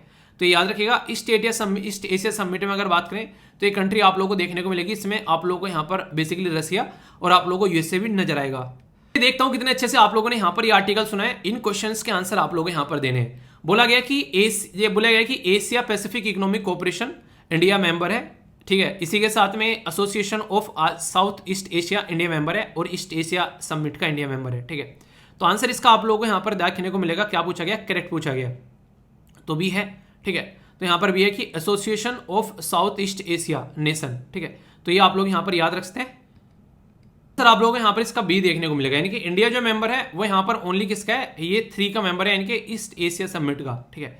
इनका मेंबर आप लोगों को इंडिया देखने को नहीं मिलेगा। ऐसा क्वेश्चन आप लोगों से पूछा जाता है। बाकी यहाँ पर पूछा गया मेकोंग गंगा कोऑपरेशन के बारे में, तो मैंने अभी आप लोगों को यहाँ पर मेकोंग गंगा कोऑपरेशन के बारे में डिटेल में बताया। तो बांग्लादेश जो है आप लोगों को यहाँ पर जो है यहाँ पर जो बोला जा रहा है, ठीक है। यहाँ पर बोला गया कि नोट पार्टिसिपेट, कौन कौन इसके अंदर नहीं है? तो बांग्लादेश नहीं है, एक तो आप लोगों को मैंने अभी बताया यहाँ पर, ठीक है। तो बांग्लादेश इसका पार्ट नहीं है। और अभी आप लोगों को मैंने कौन सा बताया? इसी के साथ में चाइना मैंने बताया, ठीक है। तो कंबोडिया, म्यांमार, थाईलैंड है और वियतनाम भी इसका पार्ट है, अभी मैंने डिटेल में आप लोगों को बताया। तो यूपीएससी यहाँ से ऑलरेडी क्वेश्चन पूछ चुके हैं और ये पूरा क्वेश्चन जो था अभी 2022 में, ये पूरा का पूरा क्वेश्चन जो है वियतनाम के ऊपर ठेंगरा फोड़ा गया इसका, यानी कि एक क्वेश्चन पूरा वियतनाम के ऊपर यूपीएससी ने पूछ लिया, ठीक है। तो इस तरीके से भी आप लोगों से क्वेश्चन पूछे जाते हैं एग्जाम में, तो कंफ्यूजन आप लोगों को उसको लेकर नहीं होना चाहिए। अगर इसको आप लोग ध्यान से देखोगे तो इसकी तीसरी स्टेटमेंट सही थे, यहाँ पर 1, 3, 4 सही है। तो यहाँ पर मल्टी पार्टी सिस्टम नहीं है वियतनाम के अंदर में, सिंगल पार्टी सिस्टम आप लोगों को देखने को मिलेगा, ठीक है। तो ये इसके बारे में यहाँ पर बात की जा रही है। बाकी इसके बारे में सारे आंसर जो है मैंने डिटेल में यहाँ पर इसके स्लाइड के अंदर दे दिए। पढ़ लेना आप लोग थोड़ा सा तसल्ली में इसको, क्योंकि 2022 में ही ये क्वेश्चन पूछा गया है। तो इसकी कोई गारंटी नहीं है आगे क्वेश्चन ना बने। आगे हो सकता है किसी और कंट्री के बारे में पूछ ले, फिलीपीन के बारे में आप लोगों से पूछ ले, इंडिया के, साउथ कोरिया, जापान के बारे में पूछ ले, या रसिया या यूएसए के बारे में पूछ ले। तो इस तरीके से टॉपिक को तैयार करो कि आप लोगों के माइंड में उस टॉपिक को लेकर क्लैरिटी आए, ठीक है। ये इस तरीके से आप लोगों को चीज़ों को लेकर चलना है और फीडबैक जरूर दिया करो यार। यहाँ पर ये इस तरीके के कॉन्सेप्ट, छोटे छोटे कॉन्सेप्ट होते हैं, इनको आप लोग जरूर पता होना चाहिए, क्योंकि जब एग्जाम में क्वेश्चन बनता है तो फिर लगता है यार ये कहाँ से हो गया, ये तो कुछ नया आ गया, इसके बारे में तो सुना ही नहीं था। तो ऐसी फीलिंग आप लोगों को नहीं आनी चाहिए कि ये कुछ नया आ गया और कहाँ से आ गया। आप लोगों को उसके बारे में पता होना चाहिए और आप लोगों को इस तरीके की चीज़ों को लेकर चलना है, ताकि कोई भी कंफ्यूजन आप लोगों को रहे तो उसको दूर कर आप लोगों को आगे बढ़ना है। और वो कब होगा? जब कॉन्सेप्ट की क्लैरिटी आप लोगों के माइंड में आएगी, ठीक है। तो वही है कि टॉपिक को इतना समझो कि आप लोग उसको ढंग से समझ सको और एग्जाम में उसके बारे में बता भी सको। इमोशनली इतना कनेक्ट नहीं होना है कि पता चला आप लोग एक तरीके से कनेक्ट हो रहे हैं कि यार ये क्या, उस तरीके से नहीं। इंसान जो है अलग ही लेवल पे जाकर काम करने लगता है। तो थोड़ा सा समझकर चीज़ों को आप लोगों को लेकर चलना है, ठीक है दोस्तों। एक बात की मैं गारंटी दे सकता हूं कि 95% से भी ज़्यादा लोग ऐसे होंगे जिनको ये जो शब्द लिखे हुए हैं यहाँ पर LGBTQIA, इसके बारे में नहीं पता होगा। अगर आप लोगों को पता है, जिसको लगता है कि हाँ हम लोगों को पता है, तो वो नीचे बता सकता है कमेंट बॉक्स में कि इनका मतलब क्या होता है। एक एक शब्द लिखना और उसका एक्सप्लेन करना एक एक लाइन में कि इसका मतलब ये होता है। और अगर नहीं पता है तो टेंशन लेने की कोई ज़रूरत नहीं है, क्योंकि जो ये टॉपिक आने वाला है यहाँ पर, इसमें एक शब्द जुड़ा हुआ है, कन्वर्जन थेरेपी। ये जो कन्वर्जन थेरेपी है ये क्या है? LGBT जो कम्युनिटी है इसके बारे में आप लोगों ने अक्सर सुना होगा। तो ये कई रीजन की वजह से न्यूज में रहती है। वो सारे रीजन क्या है यहाँ पर, ये जो टॉपिक है कहाँ कहाँ कवर किया गया वही मैं बताऊंगा। इससे रिलेटेड कुछ जजमेंट भी है हमारे देश में जो कि सुप्रीम कोर्ट और हाई कोर्ट के हैं, अब उनके बारे में भी मैं आप लोगों से बात करूंगा। और इसी के साथ में एक क्वेश्चन भी आप लोगों से अटेम्प्ट कराऊंगा जो कि ऑलरेडी एग्जाम में यहाँ से पूछा जा चुका है। यानी कि आज ये टॉपिक सुनने के बाद में आप लोगों को ऐसा फील होगा कि आप लोग चाहो तो ये टॉपिक जाकर किसी को पढ़ा सकते हो। इतने अच्छे से मैं एक्सप्लेन करने वाला हूँ, पर लेकिन ध्यान से थोड़ा सा आप लोगों को भी सुनना होगा, क्योंकि अगर ध्यान से नहीं सुनोगे तो फिर इस चीज़ का कोई मतलब नहीं रह जाता है। ठीक है, ये जो टर्म यहाँ पर लिखी हुई है, अगर इनके बारे में कोई नॉर्मल तरीके से आप लोगों से पूछे, एक आप लोगों ने सुना होगा कि यार एक लड़का है और एक लड़की है। अब तक तो यही चलता था, फॉर्म भी आप लोग भरने जाते थे एग्जाम का, आप लोगों को लगता था अच्छा मेल लिखा है फीमेल लिखा हुआ है, मैं मेल हूँ वो फीमेल है, जिसने मेल भरा वो मेल है, जिसने फीमेल भरा फीमेल है। ये चीज़ें आप लोगों ने अब तक देखी हैं, ये अब तक हुआ करती थी। पर लेकिन ऐसा नहीं है कि पहले ये जो हम मेल और फीमेल लिखते थे उस टाइम पर ये कम्युनिटी नहीं थी, ये कम्युनिटी थी, पर लेकिन ये दुनिया के सामने नहीं आती थी, या फिर आप लोग बोलो कि ये जो भी अंदर से अपना फील करते थे ये उसको एक्सप्रेस नहीं करते थे। मतलब क्या है इसका मतलब मैं बड़ी आसान शब्दों में आप लोगों को समझाऊंगा। नॉर्मल तरीके से जिस सोसाइटी में हम लोग रहते हैं उसमें आप लोगों को दो तरीके के लोग देखने को मिलते हैं। अब यहाँ पर जो मैं तरीका आप लोगों को बताने वाला हूँ उसको थोड़ा सा ध्यान से सुनिएगा। एक साइड में आप लोगों को देखने को मिलेंगे हिट्रोसेक्सुअल, इसको हिट्रोसेक्सुअल बोलते हैं, या फिर विषम लैंगिक भी आप लोग बोल सकते हैं। हिट्रोसेक्सुअल मतलब एक लड़का और एक लड़की, एक लड़का और एक लड़की दोनों एक दूसरे की ओर को अट्रैक्ट होते हैं। इसी के चलते हमारे देश की पॉपुलेशन जो है वो 140 करोड़ से ऊपर हो चुकी है। तो इसका मतलब ये कि अगर एक लड़का एक लड़की को देखकर अगर अट्रैक्ट नहीं हो रहा है, उसके अंदर फीलिंग नहीं आ रही है, तो इसका मतलब ये है कि कुछ ना कुछ उसके शरीर के अंदर कोई ना कोई दिक्कत है, क्योंकि ये नेचुरल है, इसमें कोई जबरदस्ती नहीं करनी पड़ती है, ये अपने आप इंसान जो है उसके अंदर ये फीलिंग आती है। तो यहां पर अगर बात करें लड़का और लड़की अगर आपस में फीलिंग आ रही है और वो एक दूसरे के साथ में किसी भी तरीके से कनेक्टेड होते हैं, जैसे आगे चलकर अगर आप लोग देखो शादी होगी तो आप लोग के बच्चे होंगे, तो यहां पर ये इसीलिए पॉसिबल हो पा रहा है क्योंकि एक लड़का और एक लड़की के साथ में मिलने के बाद में फिजिकल रिलेशन बनाने के बाद में तो ये चीजें प्रोसीजर आगे चलता है। ये कोई बड़ी बात नहीं है, ये सब जानते हैं। लड़के का जो सिंबल होता है नॉर्मली आप लोगों ने सुना होगा या फिर कहीं लिखा हुआ देखा होगा, तो ये लड़के का सिंबल दिखाया जाता है। ठीक है, इसको मंगल ग्रह भी बेसिकली बोलते हैं, मंगल ग्रह से इसको प्रस्तुत करते हैं। जब लड़की के सिंबल के बारे में आप लोग बात करेंगे तो ये कुछ ऐसा दिखाया जाता है, इसको शुक्र ग्रह भी बोला जाता है। यहां तक तो एक नॉर्मल सी बात है, ये हम लोगों ने बात कर ली एक नॉर्मल सोसाइटी की। भाई साहब एक लड़का है और एक लड़की है, उनकी शादी हो गई, जिंदगी आसानी से चल रही है, आगे बच्चे बच्चे हो रहे हैं, सब चीजें सही चल रही है, यहां तक कोई दिक्कत नहीं है किसी को भी। अब जो दिक्कत स्टार्ट होती है वो स्टार्ट होते हैं यहां से आगे। यहां से आगे क्या दिक्कत होती है? यहां से आगे दिक्कत होती है यहां पर जिसको हम लोग नॉर्मली अगर आप लोग बोलेंगे जो सिस्टम स्टार्ट होता है उसको बोलते हैं, फिर यहां से LGBT जो कम्युनिटी है उसके बारे में हम लोग बात करेंगे। इसमें कुछ कैटेगरी यहां पर डिवाइड कर दी गई है। नॉर्मल भाषा से अगर थोड़ा सा आगे चलें तो आप लोगों ने अक्सर सुना होगा कि लेस्बियन, गे, बाइसेक्चुअल, ट्रांसजेंडर, क्वीर, तो ये इनका मतलब क्या होता है वो मैं आप लोगों को काफी आसान शब्दों में एक्सप्लेन करूंगा जिससे आप लोग कभी भूलोगे नहीं। तो यहां पर अगर लेस्बियन शब्द यहां पर यूज कर लिया गया तो इसका मतलब यह है कि एक लड़की दूसरी लड़की से प्यार करती है, एक लड़की दूसरी लड़की को लेकर उसके मन में फीलिंग आती है। यानी कि अगर यहां पर एक लड़की है और एक लड़की है, उनको आपस में अगर एक साथ छोड़ो तो वो अपनी जिंदगी अच्छे से एंजॉय कर सकते हैं बिना किसी टेंशन के। पर लेकिन फिर भी यहां पर ये कम्युनिटी थोड़ा डिफरेंट क्यों बोला जाता है? क्योंकि नेचुरल तरीके से अगर देखा जाए इनके अंदर फीलिंग लड़की से लड़की को लेकर आ रही है, पर लेकिन लड़की और लड़की जो है नॉर्मल अगर भाषाएं बोले तो ऐसा नेचर ने नहीं बना रखा है कि वे आपस में एक दूसरे के साथ में बच्चा पैदा कर सकती हैं। नेचुरली ऐसा नहीं होता है। आप लोगों ने अगर इसको देखो फोर सेम कंडीशन आप लोगों को देखने को मिलेगी जब लड़का और लड़का आपस में एक दूसरे के लिए फीलिंग रखते हैं तो उसको हम लोग गे बोल देते हैं। तो गे में क्या होता है? गे में भी आप लोगों को देखने को मिलेगा लड़का और लड़का है, तो ये थोड़ा सा आप लोगों को एक तरीके से देखने में लग सकता है कि अननेचुरल है उन लोगों को जिनको उस तरीके की फीलिंग नहीं आती है। देखिए पूरा खेल यहां पर फीलिंग का है। आप लोग फीलिंग के बेस पर इंसान क्या क्या नहीं कर जाता है इस दुनिया में। आप लोगों ने देखा होगा हमारे पेरेंट्स के लिए हमारे मन में रेस्पेक्ट की फीलिंग आती है, तो कहीं अगर जमीन पर उनका फोटो भी पड़ा होगा ना तो भाई साहब हम उस पर पैर नहीं रख सकते। ठीक है, हम उसको तुरंत उठा लेंगे और कोई रख भी दे तो उसकी टांग काट देंगे। मतलब इतना गुस्सा आ जाएगा एकदम कि मेरे मम्मी पापा की फोटो पर तूने पैर कैसे रख दिया। भाई साहब सर कट जाना है वहां पर। ठीक है, वो गदर मूवी वाला जो न लुकड़ जाना है वहां पर जरा सी देर में, तो कंडीशन बन जानी है। ठीक है, तो ये क्या है, ये फीलिंग तो है हमारी रेस्पेक्ट की फीलिंग जो आती है अपने मम्मी पापा के लिए, तो आप लोगों को देखने को मिलेगी। तो यहां तक समझ में आ गया।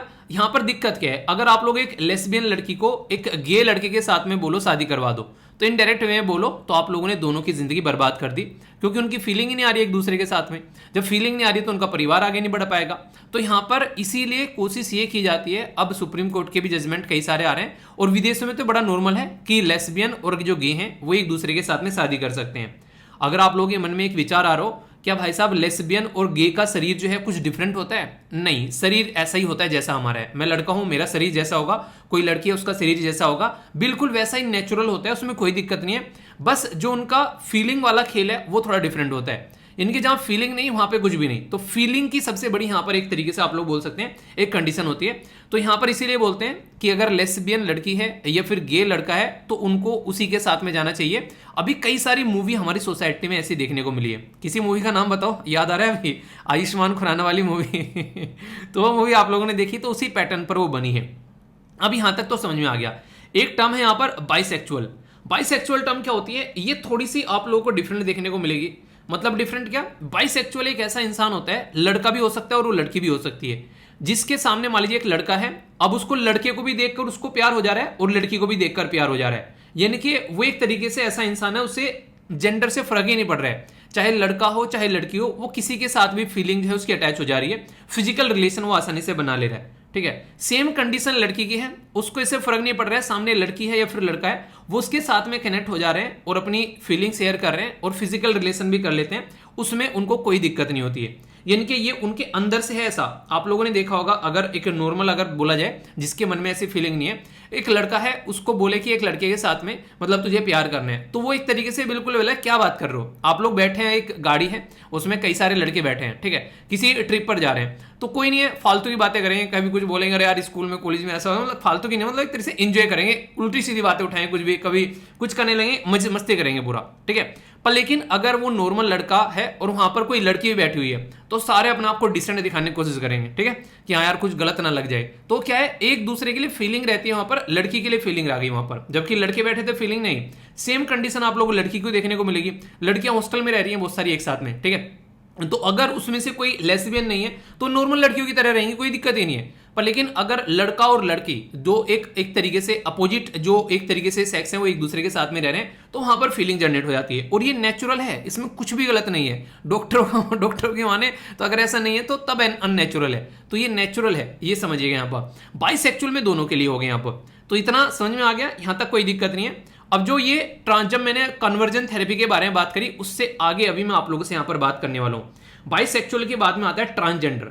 ट्रांसजेंडर जो आप लोगों ने नॉर्मली सुना होगा, हम लोग कई बार बोलते हैं ये किन्नर है, या फिर आप लोग इसको हिजरा बोल देते हैं, या फिर आप लोग छक्का बोल देते हैं। कई बार सोसाइटी में आप लोगों ने सुना होगा। ये एक ऐसी कम्युनिटी है जिसको देखकर मुझे कई बार लगता है कि यार इसमें इन लोगों की क्या गलती है, मतलब जिस भी तरीके से हैं इसमें इनकी क्या गलती है। तो ये काफी एक तरीके से गलत चीजें हैं। अगर सोसाइटी में आप लोग इसको देखो, ये उनके हाथ की चीज थोड़ी ना यार, वो तो जैसे हैं ऐसे हैं, वो हमारी गलती है कि हम लोग उनको इस तरीके से देख रहे हैं। ट्रांसजेंडर में नॉर्मली अगर बात करें तो यहां पर आप लोगों को दो तरीके की चीज देखने को मिलेगी। हालांकि हमारे यहाँ जो टर्म है ट्रांसजेंडर, वो थोड़ी सी अलग तरीके से इस्तेमाल की जाती है। पहले यहाँ पर आप लोग थोड़ा सा रुकिए, क्योंकि यहाँ पर थोड़ा सा आप लोग कंफ्यूजन हो सकता है, क्योंकि हम लोग जो सोसाइटी में बोलते हैं वो डिफरेंट है, पर लेकिन रियलिटी में थोड़ा सा आप लोगों को यहाँ पर डिफरेंस नजर आएगा जो रियलिटी में होता है। वही हम लोग एक टर्म को बोल देते हैं कुछ भी, अच्छा ये है तो सब उसको वही बोलने लगते हैं। ट्रांसजेंडर होता क्या है बेसिकली, ट्रांस यानी कि उल्टा जेंडर। ये मतलब ये है कि उसकी बॉडी जो है वो मेल की है, पर फीलिंग जो आ रही है उसके अंदर फीमेल की आ रही है, उसको हम लोग ट्रांसजेंडर बोल देते हैं। यानी कि उसकी बॉडी जो है वो फीमेल की है और उसको जो एक तरीके से फीलिंग आ रही है वो एक मेल जैसी आ रही है, यानी कि गलत बॉडी में गलत फीलिंग का आ जाना, इसको ट्रांसजेंडर बोलने लगते हैं। आप लोगों ने अक्सर देखा होगा, इस तरीके कई सारे लोग सोसाइटी में देखने को मिलते हैं। उसको बोला जाता है कि ये लड़की है, पर लेकिन अंदर से उसको लड़की वाली फीलिंग आ रही है, या फिर बोला जाए ये लड़का है, उसको अंदर से लड़की वाली फीलिंग आ रही है। तो इस तरीके की अगर सिचुएशन कहीं बनती है तो उसको ट्रांसजेंडर बोलते हैं। तो इसमें क्या होता है, उस जो ट्रांसजेंडर है अगर पता चले वो यहाँ पर मेल है, तो कोशिश की जाती है कि वो अपने आप को फीमेल में कन्वर्ट कर ले, और यहाँ पर इसको कन्वर्जन थेरेपी बोलते हैं। तो ये जो कन्वर्जन थेरेपी यहाँ पर मेल से फीमेल और फीमेल से मेल में चेंज करने वाली, इसी कन्वर्जन थेरेपी के बारे में मैं आप लोगों से भी बात करूंगा।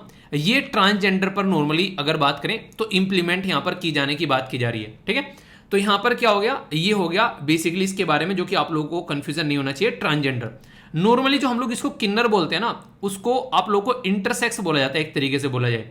इसमें क्या रहता है, इंटरसेक्स वाले मुद्दे में ये रहता है कि हम लोग डिफाइन नहीं कर पा रहे हैं कि ये मेल है या फिर फीमेल है।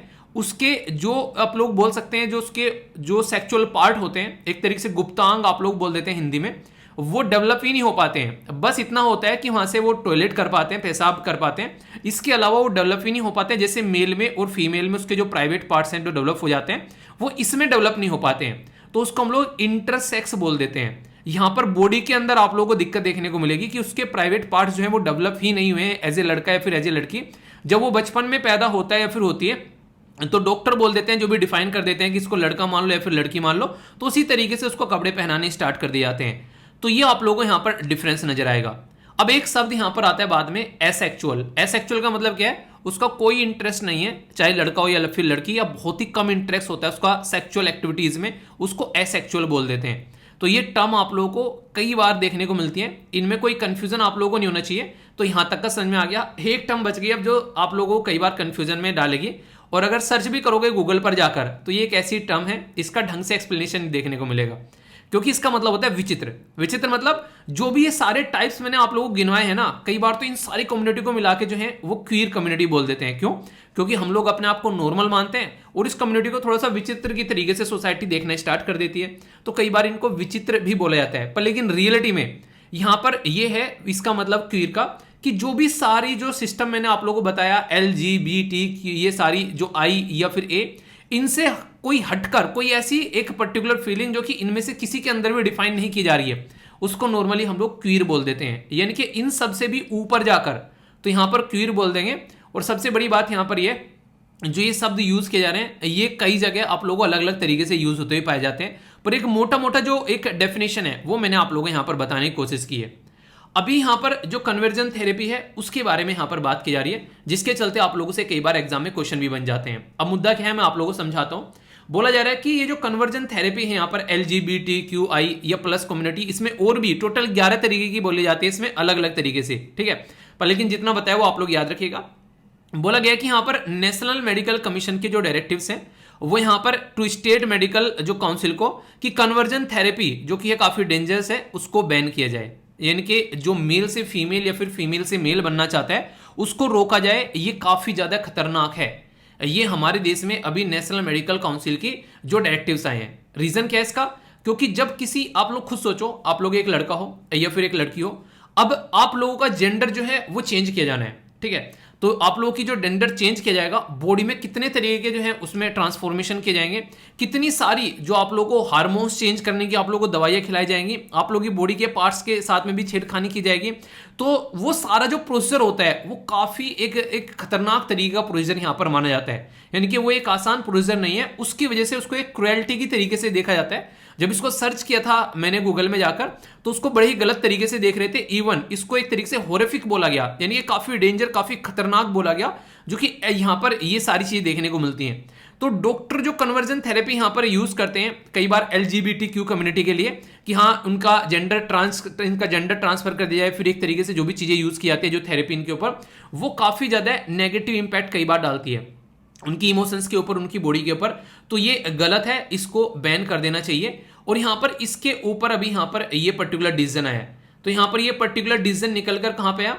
अगर बात करें 2021 में जस्टिस N आनंद वेंकटेश, जो मद्रास हाई कोर्ट के थे, उनके द्वारा यहां पर जो बेसिकली इसके ऊपर इंटरिम गाइडलाइन के बारे में बात की थी, जो कि यहां पर यूनियन और स्टेट जो यहां पर खास बात करें सोशल वेलफेयर जो मिनिस्टर, उनके द्वारा जब यहां पर यह मुद्दा निकल कर आया कि सेफ्टी और सिक्योरिटी के बारे में ध्यान रखा जाए अगर कोई भी ऐसी कम्युनिटी होती है। तो मतलब कहने का यह है कि यहां पर सोचना पड़ेगा, अगर किसी को इस तरीके की थेरेपी से होकर गुजरना पड़ रहा है, वो सही तरीका यहां पर नहीं है। ये इनके द्वारा यहां पर समझाने की कोशिश की गई है। देखिए होता क्या है, मान लीजिए कई बार तो ये बचपन से ही स्टार्ट कर दिया जाता है। कोई बच्चा है मान लीजिए, ठीक है, उसके प्राइवेट पार्ट जो है किसी तरीके, तो बचपन में ही उसको, बच्चे को तो ज्यादा पता नहीं है, पता चला पेरेंट्स ने जो है उसका वो कन्वर्जन का सिस्टम जो है वो स्टार्ट कर दिया। तो इसकी वजह से यहां पर काफी ज्यादा दिक्कतें देखने को मिलती हैं। क्योंकि अगर वहां पर बच्चे को बॉडी के अंदर से उसको फीलिंग कैसी आ रही है, पेरेंट्स को तो पता नहीं है स्टार्टिंग में, और उन्होंने उसका कन्वर्जन करा दिया दूसरे किसी जेंडर में, तो पूरी जिंदगी उस इंसान को जो है वो दिक्कत होने वाली है। तो इसी के चलते यहां पर ये बिल्कुल गलत तरीका है। तो यहां पर जो पेरेंट्स हैं उनको भी यहां पर थोड़ा सा सतर्क रहने की बात की गई है, ताकि आगे चलकर कोई ऐसी दिक्कतें देखने को न मिले। ठीक है, तो ये बिल्कुल बेसिक सी चीज है जो कि आप लोगों को पता होनी चाहिए। ओके, तो इसके बारे में आप लोग पूरा याद रखिएगा। तो हेल्थ के साथ में आप लोग इसको कनेक्ट कर सकते हैं जीएस पेपर 2 के साथ में। अरे हाँ एक इंटरेस्टिंग बात याद आ गई, मैंने ना फिलहाल अपनी टेबल के ऊपर एक गिलास रख रखा है, उसमें पानी है। तो बेसिकली क्या होता है, जो स्टील का गिलास है, तो मैंने कल पानी पिया तो फिर मैंने उसको रख दिया, क्योंकि गला कई बार सूख जाता है। ठीक है, बोलते बोलते धसका सा लग जाता है, खांसी सी आ जाती है। तो एक जो एसएलवी फैमिली मेम्बर है उनके द्वारा कमेंट किया गया, कह रहे सर पिछले 3 साल से मैं आपको फॉलो कर रही हूँ, पहली बार मैंने आपकी टेबल पर कप देखा तो यार मैं चाय नहीं पीता हूँ, ये रियलिटी है। ठीक है, चाय पिए हुए मुझे मतलब पता नहीं कितने महीने हो जाते हैं। अगर मैं मान लीजिए मतलब कहीं जाता हूँ, वहाँ पे पता चला पिला दी किसी ने कि हाँ ठीक है चाय पी लेते हैं, तो एक अलग बात है। वरना नॉर्मल जिंदगी में मुझे चाय पिए हुए फिलहाल अगर प्रेजेंट टाइम पे मैं बात करूँ तो सालों हो गए हैं, मतलब सालों नहीं मतलब महीनों हो गए हैं, लगभग 7-8 महीने हो गए होंगे मुझे लग रहा है। घर भी जाता हूँ तो वहाँ पर भी नॉर्मली कि हाँ इतने दिनों बाद है कि चाय वाय तो बाहर पीते रहते हैं, दूध पियो दही पियो आराम से, तो वो चलता रहता है। और चाय में ऐसा भी नहीं कि मतलब मैं कुछ चिढ़ता हूँ चाय से। जब घर पे गांव में रहा करते थे पहले, तो आप लोगों को पता है जब चाय पीते हैं और शाम की रखी हुई रोटी को गर्म करके सुबह चाय के साथ में खाते हैं, वो वैसा मस्त लगती थी। ठीक है, बस अब वही है कि उतना वो चीज़ें हो नहीं पाती हैं, बहुत सारी चीज़ें हो जाती हैं, बिजी हो जाता है इंसान चीज़ों में, तो एक अलग ही पैटर्न चल जाता है। वरना ऐसी कोई बात नहीं है, अगर मैं आज भी बैठ के खाऊंगा मैं थोड़ा सा और अलग तरीके से उसको खाता हूँ।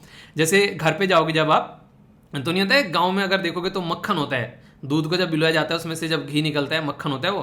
तो शाम की रखी हुई रोटी को गर्म करो, फिर उसके ऊपर मक्खन लगाओ और फिर उसको मोड़ के चाय के साथ में खाओ। ठीक है किसी ने ये ट्राई किया है? ठीक है, देखो मुझे तो बड़ा मस्त लगता है यार, ट्राई कर लेना, अगर अच्छा लगे तो सही है, वरना बुरा लगे तो ये मत बोलना सर ने क्या खिला दिया। ठीक है, अपनी अपनी चॉइस है, तो वो अलग चीज़ें हैं। तो यहाँ पर इसके बारे में पूरा एक आर्टिकल है जिसको आप लोग समझ सकते हैं। तो ट्रांसजेंडर कम्युनिटी के बारे में आप लोगों को पूरी चीज़ें मैंने एक्सप्लेन कर दी, तो इसके बारे में आप लोगों को कोई भी डाउट नहीं होना चाहिए यहाँ तक। अब इंपॉर्टेंट क्वेश्चन यहां से बन सकता है, ये थोड़ा सा एक्स्ट्रा इन्फॉर्मेशन आप लोगों के लिए है, टॉपिक यहां तक खत्म हो जाता है। अभी आप लोगों का स्टैटिक पोर्शन है जो कि मैं आप लोगों के लिए लेकर आता हूं। ठीक है, यहां पर बात की जा रही है national legal service authority versus union of India. हमारे देश में ये केस पहुंचता है कि यार अगर कोई ट्रांसजेंडर कम्युनिटी में आता है, तो यार वो मतलब हिजरा है, किन्नर है, जो भी आप लोग बोलते हो, या फिर उसके प्राइवेट पार्ट जो है वो डिफाइन नहीं किए गए हैं, तो वो इंसान की क्या गलती है? वो तो नेचुरली है यार, उसमें उसकी क्या गलती है? हम लोगों ने उसको जो है सोसाइटी में इंक्लूड ही नहीं कर रखा है। भीख मांगे तो ये कह रहे भीख क्यों मांग रहे हो, कहीं वो काम करने जाए तो उसको काम नहीं देते हैं, ना उसके लिए कोई रिजर्वेशन है, ना प्रॉपर एजुकेशन सिस्टम है, तो उसमें उसकी क्या गलती है? तो ये काफी लंबा केस चला और national legal service authority versus union of India का ये लैंडमार्क जजमेंट बोला जाता है, यानी कि बहुत ही शानदार वाला जजमेंट। क्यों? क्योंकि इन्हें ट्रांसजेंडर को थर्ड जेंडर बता दिया, यानी कि 2 मेल और फीमेल तो तुम अपने आप को मान रहे हो ना, कूदे फिर रहे हो कि हाँ मेल है फीमेल है, भाई साहब इनको भी बोलो कि हाँ ये थर्ड जेंडर है, कि ये भी है सोसाइटी का पार्ट। इसीलिए जब आप लोग फॉर्म भरने जाते हो तो अब वहां पर एजुकेशनल इंस्टीट्यूशन में या फिर जो भी आप लोग एजुकेशन या फिर जॉब लेने जाते हो, अब इनके रिजर्वेशन की बात की गई। हालांकि रिजर्वेशन तो प्रोवाइड नहीं कराया जा रहा, पर थर्ड जेंडर यहां पर मान लिया और इनके फंडामेंटल राइट के बारे में भी बातें चल रही है और इसके ऊपर कानून भी आ चुका है। तो ये एक पॉजिटिव चीज आप लोग यहां से बोल सकते हो। ये जो 5 केस हैं यार, ये अपने आप में इतनी इंपॉर्टेंट है, इनसे कभी ना कभी कोई ना कोई क्वेश्चन पूछा गया है और इनका खेल आप लोगों को देखने को मिलेगा, बड़ा ही थोड़ा सा विचित्र सा है। एक सेक्शन है जिसको बोलते हैं सेक्शन 377। सेक्शन 377 में ये बोला जाता है कि अगर मेल और मेल आपस में, यानी कि गे और फीमेल आपस में फिजिकल रिलेशन बनाते हैं तो उसको गलत माना गया और उसके चलते उसको क्रिमिनल एक्टिविटी में डाल दिया। यानी कि सेक्शन 377 जो है वो उसको क्रिमिनल एक्टिविटी में डाल दिया कि यहाँ पर ये जो है इंडियन पिनल कोड के तहत यहाँ पर वो क्रिमिनल एक्टिविटी में है और ये एक तरीके से कॉलोनियल, यानी कि अंग्रेजों के द्वारा रूल किया गया, उसका एक रिजल्ट यहाँ पर बोलते हैं।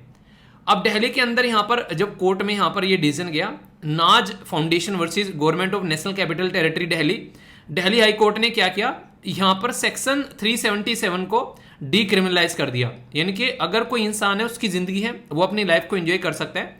और जब संविधान के अंदर जाते हो पार्ट 3 में, तो फंडामेंटल राइट है, आप लोगों को पता है आर्टिकल 12 से लेकर आर्टिकल 35 तक का क्या बोलते हैं हमको, वो ये बोलते हैं कि हम लोग अपनी लाइफ को अपने हिसाब से एंजॉय कर सकते हैं। और आर्टिकल 21 तो बोलता है कि भाई साहब हम लोग जिंदा हैं, राइट टू लाइफ के बारे में बात करते हैं, तो हमको अपनी जिंदगी को एंजॉय करने का भी अधिकार है। ठीक है, अब इसमें अगर बात करोगे यहाँ पर, ये जो दिल्ली हाई कोर्ट के द्वारा जो जजमेंट दिया गया, ये केस पहुंचता है फिर यहाँ पर सुप्रीम कोर्ट के अंदर में 2013 में, और इसको सुरेश कोसाल जजमेंट बोलते हैं।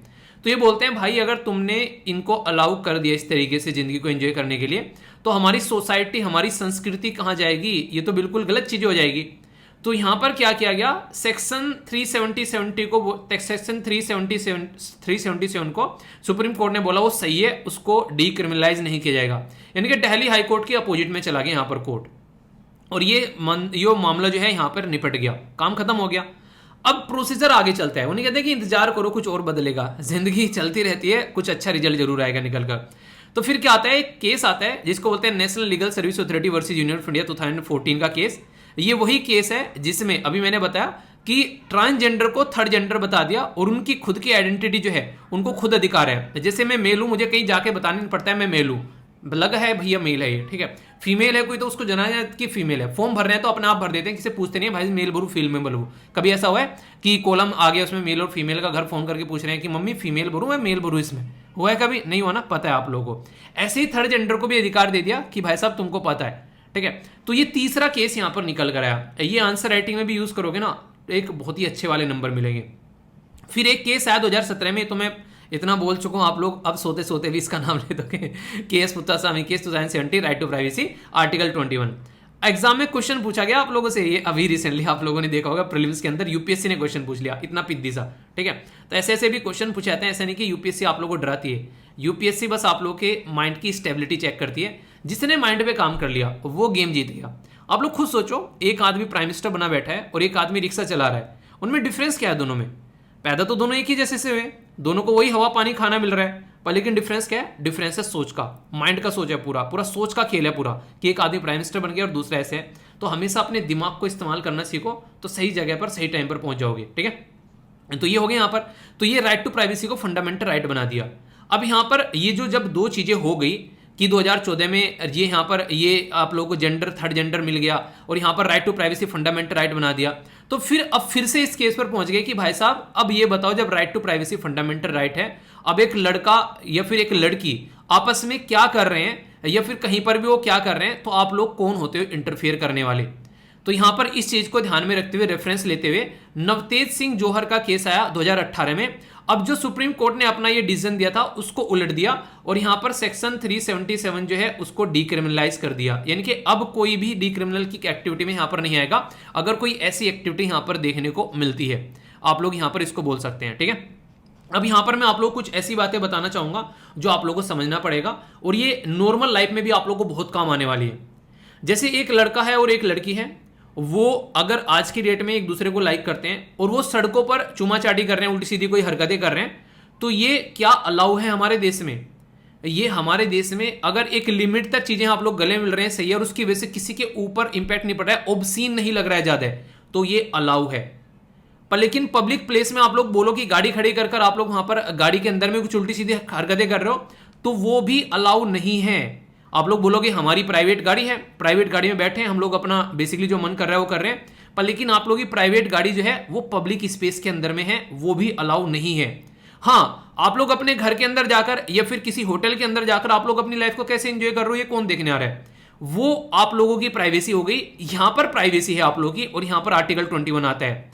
ये जो क्वेश्चन है, एक जो बंदा था उससे इंटरव्यू में पूछा गया, समझ रहे आप लोग किस तरह के क्वेश्चन पूछे जाते हैं, बिल्कुल प्रैक्टिकल क्वेश्चन, क्योंकि कल को चलकर ये केस आता है निकल कर। आप लोग बोलोगे यार ये कैसे पूछ लिया, मतलब आप लोग अपनी गाड़ी में बैठे हो, उस क्वेश्चन ये था, एक मतलब जो वहां पर सामने बैठा बंदा उसने पूछा कि आपकी प्राइवेट गाड़ी है और वो सड़क पे खड़ी हुई है, आप उसके अंदर बैठकर कुछ उल्टी सीधी हरकतें कर रहे हो, तो क्या ये सही है? आपको अधिकार है, आर्टिकल 21 आपका यहाँ पर इंप्लीमेंट होता है?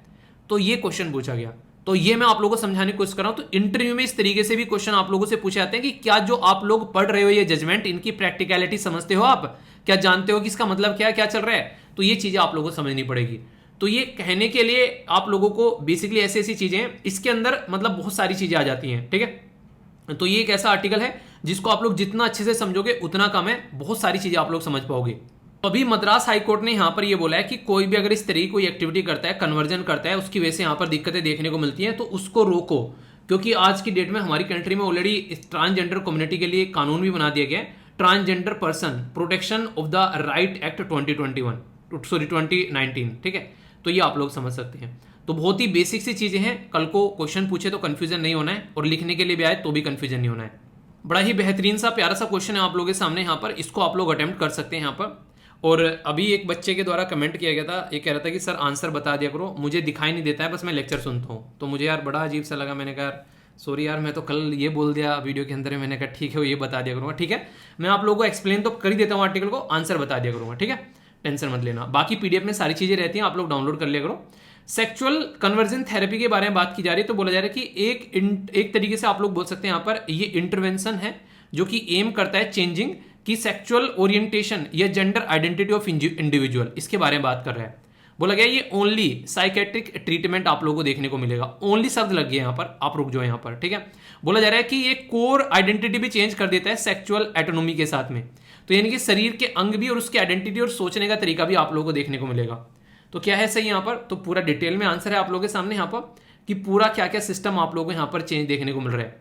तो ये पूरा सिस्टम चेंज किया जाता है सेक्सुअल कन्वर्जन में जब आप लोग बात करते हैं। तो इसीलिए यहाँ पर ओनली जो लिखा हुआ है ना ये स्टेटमेंट गलत होगी, तो 2 स्टेटमेंट सही है, तो आंसर बी हो गया, ठीक है। एक ही आर्टिकल के अंदर में मैंने इतनी सारी बेसिक इंफॉर्मेशन बता दी, वरना आर्टिकल स्टार्टिंग में ही खत्म हो गया था, वहां पे कहानी खत्म। अब जो आगे सारे केस वगैरह मैंने आप लोगों को बताए यहाँ पर, ये सारी जो चीजें यहाँ पर बताई, ये जो क्वेश्चन या सारी जो एक्स्ट्रा इन्फॉर्मेशन दी है यहाँ पर, ये सारी क्या है, ये है आप लोगों की बैकग्राउंड बेसिक इन्फॉर्मेशन। तो करंट स्टैटिक और क्वेश्चन का जो सिस्टम है ये ऐसा आप लोगों को देखने को मिलता है। फीडबैक जरूर देना, उससे पता चलता रहता है कि कैसा लेक्चर चल रहा है, ये यूट्यूब को खासकर। और कल आप लोगों का काफी अच्छा रेस्पॉन्स था, इसी तरीके से कोशिश करो, अगर 1/4 कम से कम आप लोग इसको सपोर्ट किया करो एटलीस्ट, ठीक है। 1 सेकंड लगती है, उसमें कोई बड़ी चीज नहीं है, ओके। तो ये आप लोग ध्यान रखिएगा। बात करूंगा यहां पर एक रिपोर्ट के बारे में जो कि काफी इंपॉर्टेंट है, और क्लाइमेट चेंज एक ऐसा मुद्दा है जो आज की डेट में आप लोगों को हर जगह देखने को मिलता है, जिसको नॉर्मली आप लोग जलवायु परिवर्तन भी नॉर्मली आप लोग बोल सकते हैं। यहाँ पर जो रिपोर्ट है वो है क्लाइमेट ट्रांसपेरेंसी रिपोर्ट, जिसको जलवायु पारदर्शिता रिपोर्ट के नाम से भी आप लोग बोल सकते हैं। इसका 8वां संस्करण जो है वो अभी यहाँ पर प्रस्तुत किया गया। सबसे इंपॉर्टेंट बात जो है वो यहाँ पर ये है, ये रिपोर्ट उन देशों के बारे में बात करती है जो आज की डेट में अपने आप को G20 कंट्री बोलते हैं। यानी कि G20 कंट्री के द्वारा क्या क्या ऐसे स्टेप उठाए गए हैं जिसके बेस पर यहाँ पर जो इन्वायरमेंट को जो नुकसान पहुंच रहा है उसको ये कैसे टैकल करने के बारे में सोच रहे हैं। और G20 में आप लोग को तगड़े से तगड़ा देश आप लोग को देखने को मिल जाता है।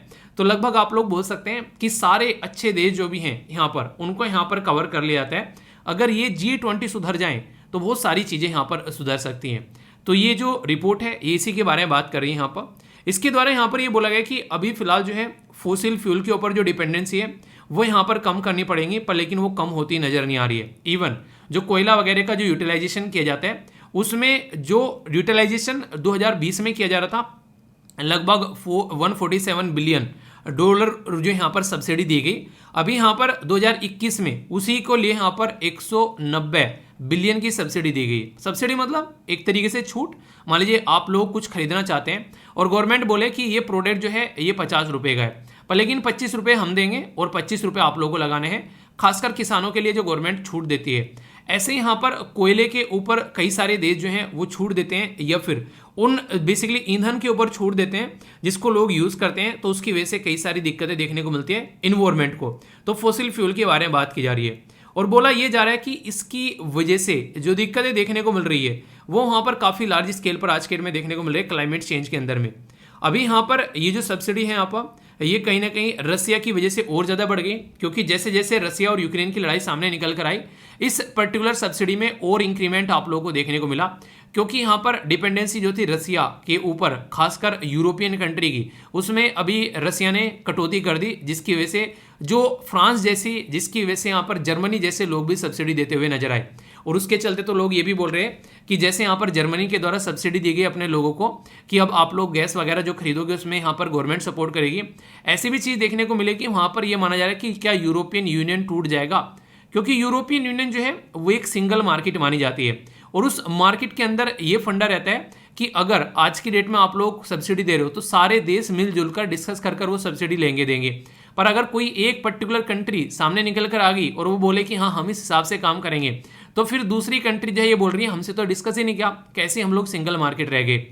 फ्रांस ने कुछ दिनों पहले छोटी सब्सिडी दी थी, अभी यहाँ पर जो जर्मनी है उसने बहुत बड़ी सब्सिडी दे दी। और फ्रांस और जर्मनी ही दो सबसे पावरफुल देश हैं आज के डेट में, अगर आप लोग यूरोपियन यूनियन के बारे में बात करें। अगर ये दोनों ही वहाँ से अलग हो जाते हैं तो यहाँ पर यूरोपियन यूनियन जो है एक तरीके से समझो एक नहीं जो धाम से जमीन में आकर गिरने वाली है, ये कंडीशन आप लोग बोल सकते हो। G20 मेंबर में आप लोगों को यहाँ पर देखने को मिलेगा चाइना, इंडोनेशिया, यूके हैं। तो ये highest total subsidy fossil fuel के ऊपर दी जा रही है आज के डेट में इन देशों के ऊपर। तो ये भी बातें यहाँ पर बताई जा रही है। तो बेसिक इन्फॉर्मेशन है, कंफ्यूजन आप लोगों को नहीं रहना चाहिए। तो ये 8वां एडिशन अभी यहाँ पर इसका देखने को मिला, ठीक है। इसके बारे में हिंदी में अगर आप लोग देखना चाहते हैं तो हिंदी में आप लोगों को चीज़ें देखने को मिलेगी, ओके। तो बेसिक चीज़ें हैं, पता होना चाहिए। आगे चलते हैं, यहाँ पर बात की जा रही है इंटरपोल के बारे में। इंटरपोल की मीटिंग जो है अभी आप लोगों को दिल्ली के अंदर देखने को मिली। तो यहाँ पर बात की जा रही है इंटरपोल क्या है, ये है मेटावर्स। मेटावर्स बेसिकली है क्या? मेटावर्स जो है काफ़ी तकड़ी एक ऐसी टेक्नोलॉजी है जो कि आने वाले टाइम में आप लोग जो है इसके बारे में काफ़ी ज़्यादा सुनोगे और ये जो है काफ़ी ज़्यादा इस्तेमाल होती नजर आएगी। किसी चीज़ को वर्चुअली फील कर लेना, यानी कि आप लोग वहाँ पर हो नहीं पर फिर भी उसको फील कर लेना बिल्कुल ऐसे ही जैसे कि आप लोग लाइव वहाँ पर हो, ये होगा मेटावर्स। तो ये काफ़ी लार्ज स्केल पर एक न्यू रियलिटी आप लोगों को देखने को मिलने वाली है यहाँ पर, जो मेटावर्स आप लोगों के सामने आने वाला है इंटरपोल के द्वारा। यहाँ पर आखिर इससे कनेक्टेड क्या चीज़ें हैं जो ये न्यूज़ में आ गया कि इंटरपोल मेटावर्स। तो इंटरपोल की जो अभी 90वीं मीटिंग हुई यहाँ पर हमारे देश के अंदर में, यानी कि न्यू दिल्ली के अंदर में, उसमें इनके द्वारा यहाँ पर एक काफ़ी बड़ा एक तरीके से लॉन्च किया गया जिसको बोला गया इंटरपोल मेटावर्स। और ये वर्ल्ड का फर्स्ट मेटावर्स है जो कि यहाँ पर अभी एक तरीके से डिज़ाइन किया जा रहा है और जो इम्प्लीमेंट किया जा रहा है। ये वर्चुअली आप लोगों को इसका टूर कराएगा, यानी कि जो फ्रांस के अंदर लियोन के अंदर जो इनका हेडक्वार्टर है उसका अगर आप लोग देखना चाहते हैं उसको अंदर से आप लोग, तो वहाँ पर आप लोग बोल सकते हैं कि अपने वहाँ पर ही बैठे बैठे आप लोग वहाँ पर उसको देख सकते हैं। ये इस तरीके का सिस्टम आप लोगों को नजर आएगा। ये बिल्कुल ऐसे है जैसे कि आप लोग मान लीजिए किसी जू में जाना चाहते हैं पर लेकिन आप लोगों के पास में टाइम नहीं है, पर घर पर ही बैठे पूरे जू का मजा आप लोग ले सकते हैं। वो वाला सिस्टम यहाँ पर क्रिएट किया जा रहा है मेटावर्स के थ्रू। फीलिंग बिल्कुल ऐसी होगी। अगर थोड़ा सा इसको आप लोग अंडरस्टैंड करना चाहते हैं तो आप लोग यहाँ पर देख सकते हैं अवतार मूवी। अवतार मूवी किस किस ने देखी है, यस या फिर नो? अगर नहीं देखी है तो ये मूवी देखना, बहुत कुछ आप लोग मिस कर रहे हो अगर ये मूवी आप लोगों ने नहीं देखी है। इतनी शानदार मूवी है कि ये बहुत पहले बनी थी पर लेकिन फिर से यहाँ पर अभी ये थिएटर में लगी है और फिर से इसके जो शो हैं वो हाउसफुल चलते हुए आप लोगों को नजर आए। तो इतनी शानदार मूवी है यहाँ पर ये। अवतार मूवी के अंदर में क्या दिखाया गया? अवतार मूवी के अंदर में यहाँ पर ये दिखाया गया कि ये जो लोग होते हैं वो कोई और रहते हैं पर लेकिन उनके अवतार ये यहाँ पर जाकर वहाँ पर एंट्री करते हैं। तो इसी तरीके से यहाँ पर जो अवतार होंगे, जो ऑफिसर्स होंगे, उनके जो अवतार होंगे उनके थ्रू आप लोग इंटरेक्शन कर सकते हैं। तो ये यहाँ पर काफ़ी शानदार तरीके से काम होता हुआ आप लोगों को नजर आएगा। इसी के साथ में यहाँ पर जो एक तरीके से यहाँ पर जो एक स्किल डेवलपमेंट का भी काम किया जाएगा, फोरेंसिक इन्वेस्टिगेशन में भी यहाँ पर पार्टिसिपेट किया जाएगा। तो इंटरपोल जो है यहाँ पर एक सिक्योर क्लाउड के थ्रू, यानी कि एक ऐसा सिस्टम क्रिएट कर रहा है ताकि और अच्छे से यहाँ पर कनेक्टिविटी को क्रिएट किया जा सके। और इंटरपोल क्या है? ये एक तरीके से आप लोग बोल सकते हैं इंटरनेशनल पुलिस। मतलब अगर हमारे देश में कोई क्राइम कर किसी और देश में चला जाता है तो यहाँ पर हमारी कंट्री की जो CBI है वो क्या करती है, वो इंटरपोल के साथ में यहाँ पर कनेक्ट करेगी। और इंटरपोल की फुल फॉर्म होती है इंटरनेशनल क्रिमिनल पुलिस ऑर्गेनाइजेशन। तो नाम से आप लोग यहाँ पर देख सकते हैं। 1932 में ये बेसिकली बॉडी यहाँ पर बनाई गई थी वियना, ऑस्ट्रिया के अंदर में। आज की डेट में इसके हेड कौन है, प्रेसिडेंट, वो आप लोग बताइए, क्योंकि उनकी काफ़ी सारी पिक्चर जो थी वो देश के अंदर वायरल हुई थी हमारी कंट्री में, प्राइम मिनिस्टर उसी के साथ में जो एक तरीके से हमारे देश के होम मिनिस्टर जी के साथ में। तो ये आप लोगों को बताना है, ठीक है। तो ये मेटावर्स के बारे में बेसिक इन्फॉर्मेशन है, कोई कंफ्यूजन आप लोगों को इसके बारे में नहीं होना चाहिए। और मूवी जरूर देखना, और ये नहीं कि आज ही देखने बैठ जाओ। एक मूवी आप लोग देख सकते हो 15 दिन में या फिर एक हफ्ते में, कोई दिक्कत नहीं है अगर 2-3 घंटे आप लोग एक मूवी को दे देते हो। पर मूवी भी ऐसी होनी चाहिए या तो आप लोग अच्छे से एंटरटेन करें या फिर आप लोगों की नॉलेज को एनहेंस करे। यानी कि ऐसा नहीं कि डिप्रेशन में पहुंचा दे, वो वाली मूवी मत देखना, मतलब कोई सैड मूवी मत देखना। ये एक सजेशन है, बाकी आप लोग अपने हिसाब से चीज़ों को फॉलो कर सकते हो। यहाँ पर बात की जा रही है एक बीमारी के नाम, जिसका नाम है कोलेरा। आप लोगों ने सुना होगा इसका नाम, नहीं सुना है मैं बताता हूँ, जरूर सुना होगा। हैजे का नाम सुना है? हैजा हो गया, उस इंसान ने कुछ गलत खा लिया उसको हैजा हो गया, हैजे की बीमारी होगी। तो ये जो हैजा होता है इसी के बारे में बात की जा रही है। इंटरनेशनल कोऑर्डिनेशन ग्रुप के द्वारा अभी यहाँ पर सस्पेंड कर दिया गया है जो 2 डोज का वैक्सीनेशन का सिस्टम हुआ करता था, और बोला गया कि 2 डोज देने की जरूरत नहीं है, अब सिंगल डोज से ही काम चल जाएगा। यानी कहने का मतलब यहाँ पर ये कि एक तरीके से जहाँ पर 2 डोज दिए जाते थे वहाँ पर सिंगल डोज से यहाँ पर काम हो जाएगा। और भी उस टाइम पर जब ये हैजे की बीमारी जो है कई जगह काफ़ी ज़्यादा बढ़ती हुई यहाँ पर नजर आ रही है। यानी कि अगर बात करें 2022 में 29 कंट्री के अंदर में यहाँ पर ये हैजे की बीमारी रिपोर्ट की गई, जिसमें हैती, इसी के साथ में मालावी और सीरिया के अंदर में काफ़ी लार्ज स्केल पर इसका आउटब्रेक देखने को मिला। 2021 में लगभग 13 देश के अंदर में यहाँ पर अगर बात करें 13 of these country did not reported outbreak पर, लेकिन अभी यहाँ पर 2022 में ये कंट्री आप लोगों को ये बीमारी रिपोर्ट करती हुई नजर आएगी। 5 साल पहले लेस देन 20 कंट्री थी ऑन एन एवरेज जहां पर ये आउटब्रेक देखने को मिलता था। इस टाइम पर जहां पर बोल रहे थे कि दो डोज काम करते हैं, वहां पर सिंगल डोज कर देना, तो इसके ऊपर भी कई सारे क्रिटिसिज्म उठ रहे हैं यहाँ पर। लेकिन आप लोग यहाँ पर इसके बारे में याद रखिएगा, हल्का सा आप लोग इसके बारे में आइडिया होना चाहिए, ठीक है। तो ये इसके बारे में बेसिक इन्फॉर्मेशन है और बाकी ये हिंदी में हो गया। ओके, आगे चलते हैं। यहाँ पर कुछ और इंपॉर्टेंट न्यूज आप लोगों को देखने को मिलेगी, जिसे फॉरेन एक्सचेंज रिजर्व जो है ये हमारा काफ़ी अच्छा खासा देखने को मिल रहा है। तो 555 बिलियन हमारा ये फॉरेन एक्सचेंज रिजर्व है। जितना अच्छा ये रिजर्व होता है उतनी ही अच्छी कंट्री जो है वो पोजीशन में रहती है यहाँ पर। अभी श्रीलंका जब यहाँ पर डूब रही थी तो उसका 8 बिलियन के करीब आ गया था। 1990 में जब हमारे देश में एलपीजी रिफॉर्म लाए गए थे, हमारी कंट्री की भी कुछ ऐसी खस्ता हालत हुई थी। तो ये सारी चीज़ें आप लोग समझ सकते हैं। तो यानी कि जिसके पास में आप लोगों ने देखा होगा अक्सर जितना पैसा होता है वो उतना ही ज़्यादा स्ट्रॉन्ग नजर आता है। एक तरीके से कहीं ना कहीं वो कहीं भी अगर कोई दिक्कत होती है तो वहाँ से निकलने में भी सक्षम रहता है। तो हमेशा सेविंग आप लोगों को भी अपने पास में रखनी चाहिए। GEM government e market place के बारे में बात की जा रही है, तो इसके बारे में आप लोग याद रखिएगा। जो यहाँ पर बात की जा रही है कि complete work for creation of unified procurement system, यानी कि एक तरीके से एक ऐसा यूनिफाइड प्रोक्योरमेंट सिस्टम के बारे में बात की जा रही है जिसमें सबको यहाँ पर इंक्लूड किया जा सके।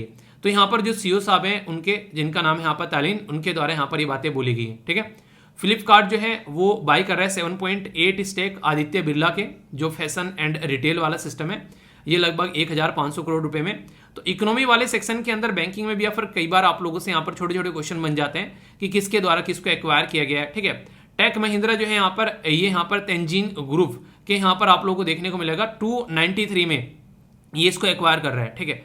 तो ये आप लोग समझ सकते हैं। तो छोटी छोटी ये न्यूज़ होती है वन लाइनर टाइप की, अगर आप लोगों से क्वेश्चन पूछ लिया है तो कंफ्यूजन में आप लोगों को नहीं आना है, ठीक है। आगे चलते हैं। डिफेंस मिनिस्टर राजनाथ सिंह जी के द्वारा यहाँ पर, जो कि रक्षा मंत्री यहाँ पर, तो उसके चलते रक्षा मंत्री award for excellence in defence ये, और इसी के साथ में एरोस्पेस ये यहाँ पर दिए गए 2021-22 के लिए। HCL के जो फाउंडर शिवनादर, ठीक है, तो उनको 2022 का लाइफ टाइम अचीवमेंट दिया गया यहाँ पर US India strategic partnership forum. तो इंपॉर्टेंट पर्सनैलिटी यहाँ पर बन जाते हैं। आप लोग किसका लैपटॉप यूज़ करते हैं? अगर आप लोग लैपटॉप यूज़ करते हैं तो HP का यूज़ करते हैं, HCL का यूज़ करते हैं मैक्सिमम, तो आप लोगों को यही देखने को मिलेगा। पर आज के डेट में और भी कई सारी कंपनी आ गई है, जैसे सैमसंग जैसी कंपनी मार्केट में है, या फिर कुछ एप्पल का भी अगर आप लोग यूज़ करते हैं। तो आप लोग बताइए किस कंपनी का लैपटॉप यूज़ करते हैं। मैक्सिमम अगर बात करें, मैंने सबसे ज़्यादा जो लैपटॉप यूज़ किया है वो किया है HP का यूज़। वैसे मार्केट में सबसे ज़्यादा HP, HCL और डेल आप लोगों को देखने को मिलते हैं। मेन तो मार्केट HP और डेल की देखने को मिलेगी, पर जो मुझे सबसे ज़्यादा बेटर लगा है डेल के कंपेयर में मुझे HP लगा है। काफ़ी लंबे समय तक टिकाऊ लैपटॉप, मतलब स्टार्टिंग में जब मैंने लेक्चर प्रिपेयर करने स्टार्ट करे तो मैंने HP का लैपटॉप लिया था, ठीक है। तो वो लैपटॉप इतना शानदार चल रहा है कि आज की डेट में भी वो लैपटॉप मेरे पास में है, यानी कि मैं उसको यूज़ कर रहा हूँ आज की डेट में भी PPT बनाने के लिए। लेक्चर तो रिकॉर्ड हालांकि आज की डेट में जो है एप्पल का जो मैकबुक प्रो है उसके ऊपर करता हूँ, पर लेकिन वो लैपटॉप आज की डेट में इतना स्ट्रॉन्ग है, ऐसा का ऐसा ही है। उसमें थोड़ा सा हार्ड, उसकी जो रैम है वो इंक्रीज कराई, और इसी के साथ में यहाँ पर मतलब थोड़ा सा और उसके अंदर कुछ मॉडिफिकेशन कराया, वरना ऐसा कैसे चल रहा है। बैटरी वगैरह हल्की सी चेंज हुई है, तो इस तरीके से समझ सकते हैं। तो मुझे HP का पर्सनली अच्छा लगता है, और बाकी तो आप लोग जानती हैं। तो चीज़ें इस तरीके से देखा करो, किसकी एक तरीके से ड्यूरेबिलिटी कैसी है वो आप लोगों के पास में प्रोडक्ट होना चाहिए, ठीक है। तो यहाँ पर HCL के जो शिवनादर है वो एक तरीके से यहाँ पर इनके बारे में बात की जा रही है। फिलैंथ्रोपी में ये काफ़ी एक इंपॉर्टेंट पोजीशन पे आते हैं, यानी कि जो दान दक्षिणा करते हैं वो सबसे एक तरीके से जो टॉप लोग हैं उसमें आप लोगों को इनका नजर आएगा दान दक्षिणा करते हुए। हमारे देश में सबसे ज़्यादा जो दान दक्षिणा की जाती है वो की जाती है टाटा ग्रुप के द्वारा। टाटा ग्रुप वर्ल्ड में टॉप पर है। तो यार जिंदगी में कुछ बनो ना तो टाटा जैसे बनो। अपनी खुद की पोजीशन भी इतनी स्ट्रांग है, और उसी के साथ में लोगों की हेल्प करने में भी सबसे आगे है। मतलब वो होना चाहिए इंस्पिरेशन का सोर्स हमेशा, ठीक है। अभी यहाँ पर कई बार जब सुनते हैं यहाँ पर कि हाँ हमारे देश के जो टाटा जी हैं वो सबसे ज़्यादा टॉप पर आप लोग यहाँ पर एक तरीके से लोगों की हेल्प करते हुए नजर आते हैं, तो अंदर से कॉन्फिडेंस भी आता है यार एक तरीके से कि हाँ इंसान जो है एक तरीके से जो ऐसा नहीं कि जो दान करता है वो गरीब हो जाता है, हमेशा देने वाला भी वही होता है जिसके पास में कुछ होता है। तो अगर किसी को दान कर रहे हैं तो आप लोग एक तरीके से लोगों की हेल्प कर रहे हैं, और ये पॉजिटिव साइड है, ठीक है। कंपटीशन कमीशन ऑफ इंडिया, और मैं हमेशा बोलता हूँ 5 से 10% जो भी आप लोगों की अर्निंग है उसका हमेशा आप लोग दान करिए जिंदगी में, चाहे कितना भी आप लोग क्यों ना कमा ले। तो आप लोग एक बात हमेशा देखोगे कि ज़िंदगी में आप लोगों की हमेशा बरकत होती हुई नजर आएगी, आप लोग हमेशा अंदर से पॉजिटिव फील करोगे और ज़िंदगी जीने में आप लोगों का मजा आएगा। ये इतना सुकून देगा दिल को, शायद ही कोई चीज़ होगी जो इतना सुकून दे पाएगी कि किसी की थाली में खाना चला गया, किसी बच्चे की पढ़ाई हो गई, किसी के बदन पर कपड़ा आ गया। तो ये ऐसी चीज़ें हैं जो आप लोगों को रियलिटी में एक इंसान होने का फील देगी। आप लोग की क्या राय इसके बारे में बताइएगा। कंपटीशन कमीशन ऑफ इंडिया के द्वारा यहाँ पर 1338 करोड़ रुपए का फाइन लगा दिया है गूगल के ऊपर। एंटी कॉम्पिटिटिव ये प्रैक्टिस इसके द्वारा फॉलो की जाती है, ठीक है। तो ये काफ़ी ज़्यादा एक अच्छी बात बोल सकते हैं पर्सनली, क्योंकि मार्केट में से कंपटीशन खत्म करना ये कोई सही तरीका नहीं है, अपना दादागिरी दिखाना तो बिल्कुल गलत तरीका है। यहाँ पर दिखा रखा है ये बेसिकली 1000 से ऊपर कहीं कहीं आप लोगों को देखने को मिलेगा, जैसे कि आज ही के न्यूज़पेपर में यहाँ पर ये बेसिकली 936 करोड़ रुपए दिखाया था किसने, ये द हिंदू के अंदर में। तो हो सकता है ये ऊपर नीचे, पर लेकिन यहाँ पर फाइन लगाया है कंपटीशन कमीशन ऑफ इंडिया के द्वारा। तो इससे आप लोग समझ सकते हैं। तो यहाँ पर इसका बेसिक पर्पज क्या रहता है कि हमारे देश में कंपटीशन को किल न करे कोई भी कंपनी अगर है तो कंपटीशन बना हुआ रहना चाहिए। तो कंपटीशन कमीशन ऑफ इंडिया बनाया इसलिए गया था 2003 में, ताकि एक कंपटीशन जो है वो बरकरार रहे, और इसके चलते इसका हेडक्वार्टर आप लोगों को न्यू दिल्ली में देखने को मिलेगा। वरना पता चला जियो मार्केट में आ गया, जियो ने सबको बर्बाद कर दिया और किसी को टिकने नहीं दिया। तो ये जरूरी है कि एक चीजें मेंटेन रहनी चाहिए, ठीक है। तो इसके बारे में कुछ बातें हैं जो आप लोग यहाँ पर याद रखिएगा। इसी के साथ में आज की डेट में जो इसके हेड है उनका नाम है अशोक कुमार गुप्ता।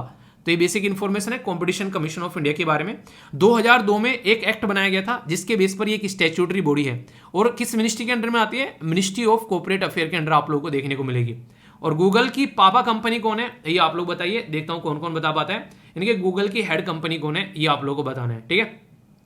बाकी यहाँ पर कुछ और चीजें छोटी छोटी यहाँ पर, जैसे कि अगर बात करें तो लेस ट्रूज जो है उन्होंने क्विट कर दिया और नए प्राइम मिनिस्टर कौन बने वो आप लोग बताइए।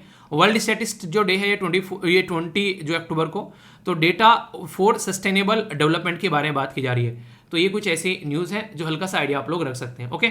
आइए अब क्वेश्चन देखेंगे, देखता हूं कौन कौन यहाँ पर इन क्वेश्चन का आंसर देता है सही से, फिर देखते हैं आगे बढ़ेंगे, ओके। सबसे पहले यहाँ पर बात की जा रही है कौन सी मिनिस्ट्री के द्वारा ऑर्गेनाइज कराया गया कॉन्फ्रेंस ऑफ इंडस्ट्री 4.0, ये आप लोगों को बताना है। यहाँ पर एमएसएमई है, यहाँ पर commerce and industry, heavy industry और फाइनेंस, ये आप लोग को 4 देखने को मिलेगा, ठीक है। इसके बारे में आप लोग बताएगा कि कौन सा सही आंसर है आप लोगों के हिसाब से। आगे चलते हैं, यहाँ पर बात की जा रही है through open market operation. Open market operation यानी कि पब्लिकली रख देना चीजों को, आरबीआई रोल प्ले करता है, वेरी इंपॉर्टेंट। कौन सा है यहाँ पर, तो सबसे पहले गिल्ड एज मार्केट की बात की जा रही है, प्राइमरी मार्केट, सेकेंडरी मार्केट या फिर नन ऑफ द अबव, किसके अंदर में यहाँ पर इसके द्वारा काम किया जाता है ये आप लोगों को बताना है। आगे चलते हैं, यहाँ पर बात की जा रही है फर्स्ट फाइनेंशियल स्टेबिलिटी रिपोर्ट जो है वो यहाँ पर रिलीज की गई थी कौन से साल में। तो अगर बैंकिंग की आप लोग तैयारी कर रहे हैं तो ये आप लोगों को पता होना चाहिए, यहाँ से क्वेश्चन आप लोग तुरंत बन जाते हैं, कोई भी कंफ्यूजन आप लोगों इसके बारे में नहीं होना चाहिए। अक्सर क्वेश्चन आप लोगों से यहाँ से पूछे जाते हैं, ठीक है। तो आंसर बताइए सही क्या है। नेक्स्ट यहाँ पर बात की जा रही है रिवर्स रिप्लेसमेंट रेशियो, यहाँ पर मोस्ट कॉमनली यूज टर्म है अभी यहाँ पर। तो यहाँ पर कौन सी इंडस्ट्री के अंदर देखने को मिलते हैं, banking, chemical, fertiliser, oil and gas और या सीमेंट। तो ऐसे क्वेश्चन तो बड़ी फ्रीक्वेंटली आप लोगों से पूछे जाते हैं, तो सही आंसर आप लोगों को बताना है, ठीक है। आगे चलते हैं, यहाँ पर ये सी सेट का क्वेश्चन है और वीडियो को पॉज कर आप लोगों को इसको अटेम्प्ट करना है। तो सही क्या आंसर है यहाँ पर आप लोगों को बताना है, फिर इसके आंसर मैं आप लोगों को बताऊंगा, तब तक आप लोग अटेम्प्ट कीजिए। ये ऐसे क्वेश्चन है जो कि डेली कम से कम एक क्वेश्चन प्रैक्टिस कर लोगे तो एग्जाम में कंफर्टेबल फील करोगे। आइए अब अपना देखते हैं यहाँ पर प्लेस इन न्यूज, जो कि डेली हम लोग एक लोकेशन देखते हैं, और फिलहाल अभी हम लोग यहाँ पर रिवर कवर कर रहे हैं। जो रिवर है आप लोग की ये है यहाँ पर वाईगई रिवर। तो वाईगई रिवर जो है ये मेनली आप लोग यहाँ पर तमिलनाडु में देखने को मिलेगी, एग्जैक्ट जो लोकेशन है जो कि यहाँ पर आप लोग के सामने भी आप लोग यहाँ पर दिख रही है। तो कई सारे टाउन हैं, जैसे कि आप लोगों के सामने यहाँ पर मदुरई भी एक काफी पुराना टाउन है जिसके बारे में आप लोग याद रखिएगा, अक्सर आप लोगों ने सुना होगा। तो इनसे होते हुए गुजरती है, लगभग 258 किलोमीटर लंबी आप लोगों को रिवर यहाँ पर देखने को मिलेगी। इसी के चलते यहाँ पर इसकी कुछ ट्रिब्यूटरी भी आप लोगों के सामने है, जैसे यहाँ पर सिलुयार, इसी के साथ में यहाँ पर थेनियार। तो ये एक तरीके से कई बार आप लोगों से ट्रिब्यूटरी भी यहाँ पर पूछी जाती है, ठीक है। तो हल्का सा आइडिया के बारे में आप लोग रख सकते हैं, और कोशिश किया करो कि जो भी रिवर में कवर करता हूँ पूरे सप्ताह के अंदर में, वीकेंड में बैठकर एक बार उनको आप लोग रिवीजन कर लिया करो, अगर रियलिटी में उनको आप लोग याद रखना चाहते हैं, वरना सारी चीजें जो हैं वो दिमाग से निकल जाएंगी, कुछ भी याद नहीं रहेगा। तो ये कोशिश आप लोगों को जरूर करनी है, ठीक है। करोगे कि नहीं? जी हाँ बिल्कुल करनी है, भूलना नहीं है। क्वेश्चन के आंसर एक बार देख लेते हैं। पहला है जो इसका आंसर है सी, यहाँ पर ये कॉन्फ्रेंस ऑन इंडस्ट्री यहाँ पर मिनिस्ट्री ऑफ कॉमर्स के द्वारा और इंडस्ट्री के द्वारा यहाँ पर देखने को मिली, तो इसके बारे में याद रखिएगा, जो कि क्वेश्चन भी आप लोगों से पूछा जा सकता है। नेक्स्ट यहाँ पर ये फाइनेंशियल स्टेबिलिटी रिपोर्ट जो है 2010 से स्टार्ट की गई, अब किसके द्वारा पब्लिश की जाती है ये रिपोर्ट, ये आप लोगों को बताना है, ठीक है। नेक्स्ट यहाँ पर ओपन मार्केट ऑपरेशन के बारे में जब हम लोग बात करते हैं तो ये गिल्ट एज मार्केट के अंदर आप लोगों को चीजें देखने को मिलती हैं, ठीक है। तो ये रिजर्व बैंक ऑफ इंडिया का ऑपरेशन है। क्वेश्चन तो इवन ये भी पूछा गया आप लोगों से कि ओपन मार्केट ऑपरेशन जो है वो किसके द्वारा यहाँ पर बेसिकली कंडक्ट कराया जाता है, तो रिजर्व बैंक ऑफ इंडिया के द्वारा यहाँ पर कंडक्ट कराया जाता है, ये याद रखिएगा, ठीक है। यहाँ पर रिजर्व रिप्लेसमेंट रेशियो ये किससे रिलेटेड है, तो ये क्वेश्चन अगर आप लोगों से पूछे तो याद रखिएगा ये ऑयल एंड गैस इंडस्ट्री से रिलेटेड है यहाँ पर ये, तो ये भी एक इंटरेस्टिंग टर्म है जो कि आप लोगों से पूछी जा सकती है, ठीक है। बाकी क्वेश्चन सी सेट का इसका आंसर आप लोगों को बी देखने को मिलेगा, यानी कि 12.5। तो एक्सप्लेनेशन आप लोगों के सामने जो कि आप लोग यहाँ पर देख सकते हैं। अब आप लोगों के सामने यहाँ पर जो वोकैबुलरी, इनको आप लोग देखिए, 5 शब्द हैं। एनडीए, सीडीएस, एसएससी, बैंकिंग में या फिर यूपीएससी में जब आंसर लिखते हैं आप लोग तो अच्छी वोकैबुलरी रहती है तो अच्छा आंसर लिख पाते हैं। अगर इंग्लिश स्पीकिंग भी आप लोग अच्छी करना चाहते हैं तो अगर वोकैबुलरी अच्छी रहती है तो अच्छी स्पीकिंग भी आप लोग कर पाते हैं। तो ये इसलिए काफी इंपॉर्टेंट है, इसके बारे में आप लोगों को पता होना चाहिए, ठीक है। तो यहाँ पर 5 शब्द हैं, एटलीस्ट एक शब्द के ऊपर सेंटेंस फॉर्म जरूर करना, अच्छा लगेगा। वरना अगर कई सारे बच्चे जो हैं एक भी शब्द के ऊपर फॉर्म नहीं करते हैं और कई सारे 5 के ऊपर तो करते हैं, जो सिनोनिम और एंटोनिम्स हैं उनके ऊपर भी फॉर्म करते हैं। तो आप लोग देख लो आप लोगों को क्या सही लग रहा है, तो कम से कम पार्टिसिपेट अच्छे से करो। इससे चीजें आप लोग जब तक पार्टिसिपेट नहीं करोगे ना यार, तब तक कैसे सीखोगे आप लोग खुद बताओ। पार्टिसिपेट करना जब आप लोग सीख जाओगे एक बार, उन चीजों में गलती होगी ना, जैसे जैसे फालतू क्या होगा। आप लोग क्या लगता है कि कोई भी इंसान जो इस धरती पर है वो माँ के पेट से सीख कर आया क्या? सब इंसानों ने यहीं पर ही सीखा है। तो आप लोग क्यों डरते हो, पहले तो मुझे ये बताओ। कोई रीजन होना चाहिए डरने का कि यार इसलिए डर लग रहा है, ठीक है, कि कोई जेल में आप लोगों को भेज देगा, ऐसा कुछ हो रहा है क्या यहाँ पर? तो अगर आप लोग पार्टिसिपेट नहीं कर रहे हो तो इनडायरेक्ट वे में आप लोग अपने आप को पीछे कर रहे हो उन इंसानों से जो पार्टिसिपेट कर रहे हैं। एक बात सुनो, मैंने कोई आर्टिकल पढ़ाया, एक बच्चे ने क्या किया, उस आर्टिकल को पढ़ा अच्छे से, जो क्वेश्चन मैंने पूछे उन क्वेश्चन के भी उसने आंसर दिए, इसी के साथ में उस पर्टिकुलर बच्चे के द्वारा डिटेल में उसका जो आंसर राइटिंग क्वेश्चन है वो भी उसने प्रैक्टिस कर लिया। इसी के साथ में उस बच्चे के द्वारा काफी अच्छे से यहाँ पर जो जो भी मैंने बताया वो तो देखा ही देखा, उनकी बैकग्राउंड इन्फॉर्मेशन एक्स्ट्रा भी जाके देख ली, कहीं पर जाकर उसने सर्च कर गूगल के ऊपर या फिर कोई किताब उठाकर। अब आप लोग खुद सोचो, एक तो इंसान ये है कि वो मेरा भी लेक्चर जो है वो ढंग से नहीं सुन रहा है, और एक इंसान वो है कि जो इतने सारे काम एक्स्ट्रा जाकर कर रहे हैं। अब सिलेक्शन किसका होगा आप लोग खुद बताओ। तो यार इसीलिए कहता हूं कि थोड़ा सा एफर्ट डालो, सारी चीजें जो हैं आप लोगों के सामने हैं, बस थोड़ा सा आप लोगों को अपने कंफर्ट जोन से बाहर निकलना है, फिर रिजल्ट आप लोगों के हाथ में होगा। एक सेंटेंस जरूर फॉर्म करना कम से कम, ठीक है। पहले यहां पर बात की जा रही है एक्सटोल। एक्सटोल होता है प्रशंसा करना, ठीक है, एक तरीके से यहां पर किसी को प्रेज करना। कोई अच्छा काम कर रहा है तो हमेशा प्रशंसा करनी चाहिए। घर में छोटा बच्चा है, उसने कुछ अच्छा काम कर दिया तो उसको हमेशा प्रशंसा करो उसकी, और उससे कुछ गलती हो गई तो उसको डांटना नहीं है, समझाना है। समझाना मतलब अगर वो गलती कर दी और आप लोग उसे डांटोगे तो आप लोग एक टेंडेंसी देखने को मिलेगी, अगर बच्चों की जो डांट से डर के मारे उन्होंने चीजें छिपानी स्टार्ट कर दी तो बड़ी सी बड़ी गलती करने के बाद भी फिर वो आप लोगों के सामने बताएंगे नहीं, छिपाएंगे, और इससे बहुत दिक्कतें लाइफ में देखने को मिल सकती हैं। तो कभी भी बच्चे को डांटना नहीं चाहिए, उसको समझाना चाहिए और समझा के छोड़ देना चाहिए कि ये सही है ये गलत है, अब देख लो आपको क्या अच्छा लग रहा है, ठीक है। तो ये ध्यान रखिएगा, ओके। नेक्स्ट यहाँ पर है प्रोटेक्टेड, इसका मतलब है फैला हुआ, काफी लार्ज स्केल में एक तरीके से फैला हुआ, तो आप लोग इसको बोल सकते हैं प्रोटेक्टेड शब्द यहाँ पर आप लोग बोल सकते हैं। फिर कोई ऐसी चीज जो कि लंबे समय तक टिकी रहे, ठीक है, यानी कि एक तरीके से आप लोग बोलो कि हाँ लेक्चर जो है वो एक बंदा एक्सपेक्ट कर रहा है कि 1 घंटे का होना चाहिए, पर लेक्चर जो है वो 1.5 घंटे का हो गया, ठीक है, तो लंबे समय तक टिका रहा। बहुत सारे ऐसे हैं जो 1 घंटे पहले छोड़कर भागे। अब सोचो जो 1 घंटे बाद तक टिके हुए हैं उनको सोचो उनको कितना एक्स्ट्रा जानने को मिल गया। तो ये भी एक तरीके से आप लोग अपने अंदर देख सकते हैं, मोटिवेशन का सोर्स पैदा कर सकते हैं, क्योंकि मेरे पास में सारा एनालिसिस रहता है। यहाँ पर कितने बच्चे लाइक कर रहे हैं, कितने बच्चे डिसलाइक कर रहे हैं, कितने शेयर कर रहे हैं, कितने कमेंट आ रहे हैं, कितने टाइम तक कितने बच्चे रुक रहे हैं, ये सारा एनालिसिस मेरे पास में रहता है। समझ रहे हैं आप लोग यहाँ पर ये? तो ये यूट्यूब सारा एनालिसिस मुझे देता है ताकि मैं जान सकूँ कि मैं जिनको पढ़ा रहा हूँ, जिनके साथ मैं कनेक्टेड हूँ, वो कितने अच्छे से परफॉर्म यहाँ पर कर रहे हैं। तो इसमें इसलिए चोरी करने का कोई मतलब नहीं है, जो भी अच्छे से टिका हुआ है, अच्छे से पढ़ रहा है, वो अच्छे से फॉलो करता रहे चीज़ों को। रिजल्ट आप लोगों का जरूर आएगा, देर में आए भले ही पर आएगा जरूर, इस बात की गारंटी देता हूँ। अगर आप लोग अपने काम में चोरी नहीं करोगे, और किसके साथ में धोखा कर रहे हो यार, ये तो देखो, अपने काम में चोरी करके अपने साथ में धोखा। जो इंसान अपने साथ में धोखा कर रहा है वो दूसरे के साथ में क्या ही सही करेगा, ये बताओ आप। तभी तो आप लोग अपने आप को पेंटर फील करोगे, मतलब बड़ा हुआ, यानी कि खुश फील करोगे आप लोग, वरना फ्रस्ट्रेटेड फील करोगे, ऐसा लगेगा यार जिंदगी लूट गई है। तो अच्छे से रिजल्ट आएगा, बढ़ते रहोगे आगे। आप लोग एक एग्जाम क्लियर करके लगता है कि भाई साहब देश के प्राइम मिनिस्टर बन जाए, यानी कि उतना मोटिवेशन आ जाता है। पर लेकिन अगर एग्जाम क्लियर नहीं हो रहा तो फिर ये लगता है कि यार पता नहीं चपरासी का भी एग्जाम निकलेगा कि नहीं निकलेगा। तो वो वाली चीजें, तो अपने अंदर कॉन्फिडेंस रखने का ये भी तरीका है कि आप लोग रेगुलर जो काम कर रहे हो उसको कंटिन्यूसली अच्छे से करते रहो, और रिजल्ट जो है अच्छा आएगा ही आएगा, अगर आप लोग अपनी ड्यूटी को पोल्यूट नहीं कर रहे हो। नेक्स्ट जो वर्ड है यहाँ पर है एक्विट, यानी कि बरी कर देना, यानी किसी को छोड़ देना एक तरीके से। कोई ना एक क्रिमिनल चार्ज से फ्री हो गया तो ये यहाँ पर हो जाता है, कई बार आप लोगों ने देखा होगा। तो एक तरीके से गिल्टी नहीं पाया जाना है, कन्विक्टेड पाया गया यानी कि एक तरीके से गिल्टी पाया गया तो ये एक तरीके से आप लोगों के शब्द सामने है। वैलेंट ये होता है आप लोगों का बहादुर, है ना, बहादुर बच्चा है, मेरा बहादुर बच्चा ये सारे काम करेगा, मेरे बहादुर बच्चे सारे अच्छे से एग्जाम निकालेंगे। तो इसी तरीके से हमेशा यार अपने अंदर क्रेज रखो। अप्स डाउन जिंदगी में जरूर आते हैं और अप्स डाउन आना ये सही है। अगर आप लोग कई बार डिमोटिवेट फील कर रहे हैं, कई बार फ्रस्ट्रेटेड फील कर रहे हैं, तो this is the part of life. आदमी हर टाइम मोटिवेट थोड़ी ना रह सकता है यार। ये इसीलिए तो कहता हूं कि अपने गोल को याद रखो। आप लोग अगर डिमोटिवेट फील करें तो आप लोगों को मोटिवेट होना, ये साइकिल रहती है। अगर ये साइकिल आप लोग समझ गए तो आप लोगों को ये चीजें आसान लगने लगी, वरना ये चीजें सारी की सारी टफ लगेंगी। ठीक है, बाकी इंपॉर्टेंट पर्सनैलिटी के बारे में मैंने बता दिया, और जो एसएलवी मेंबर हैं उन्होंने डिटेल में यहाँ पर आंसर भी दिए हैं, तो आप लोग यहाँ पर आंसर जरूर देखिएगा। सारी चीजें आप लोगों के सामने, कोई भी डाउट आप लोगों को यहाँ पर नहीं होना चाहिए।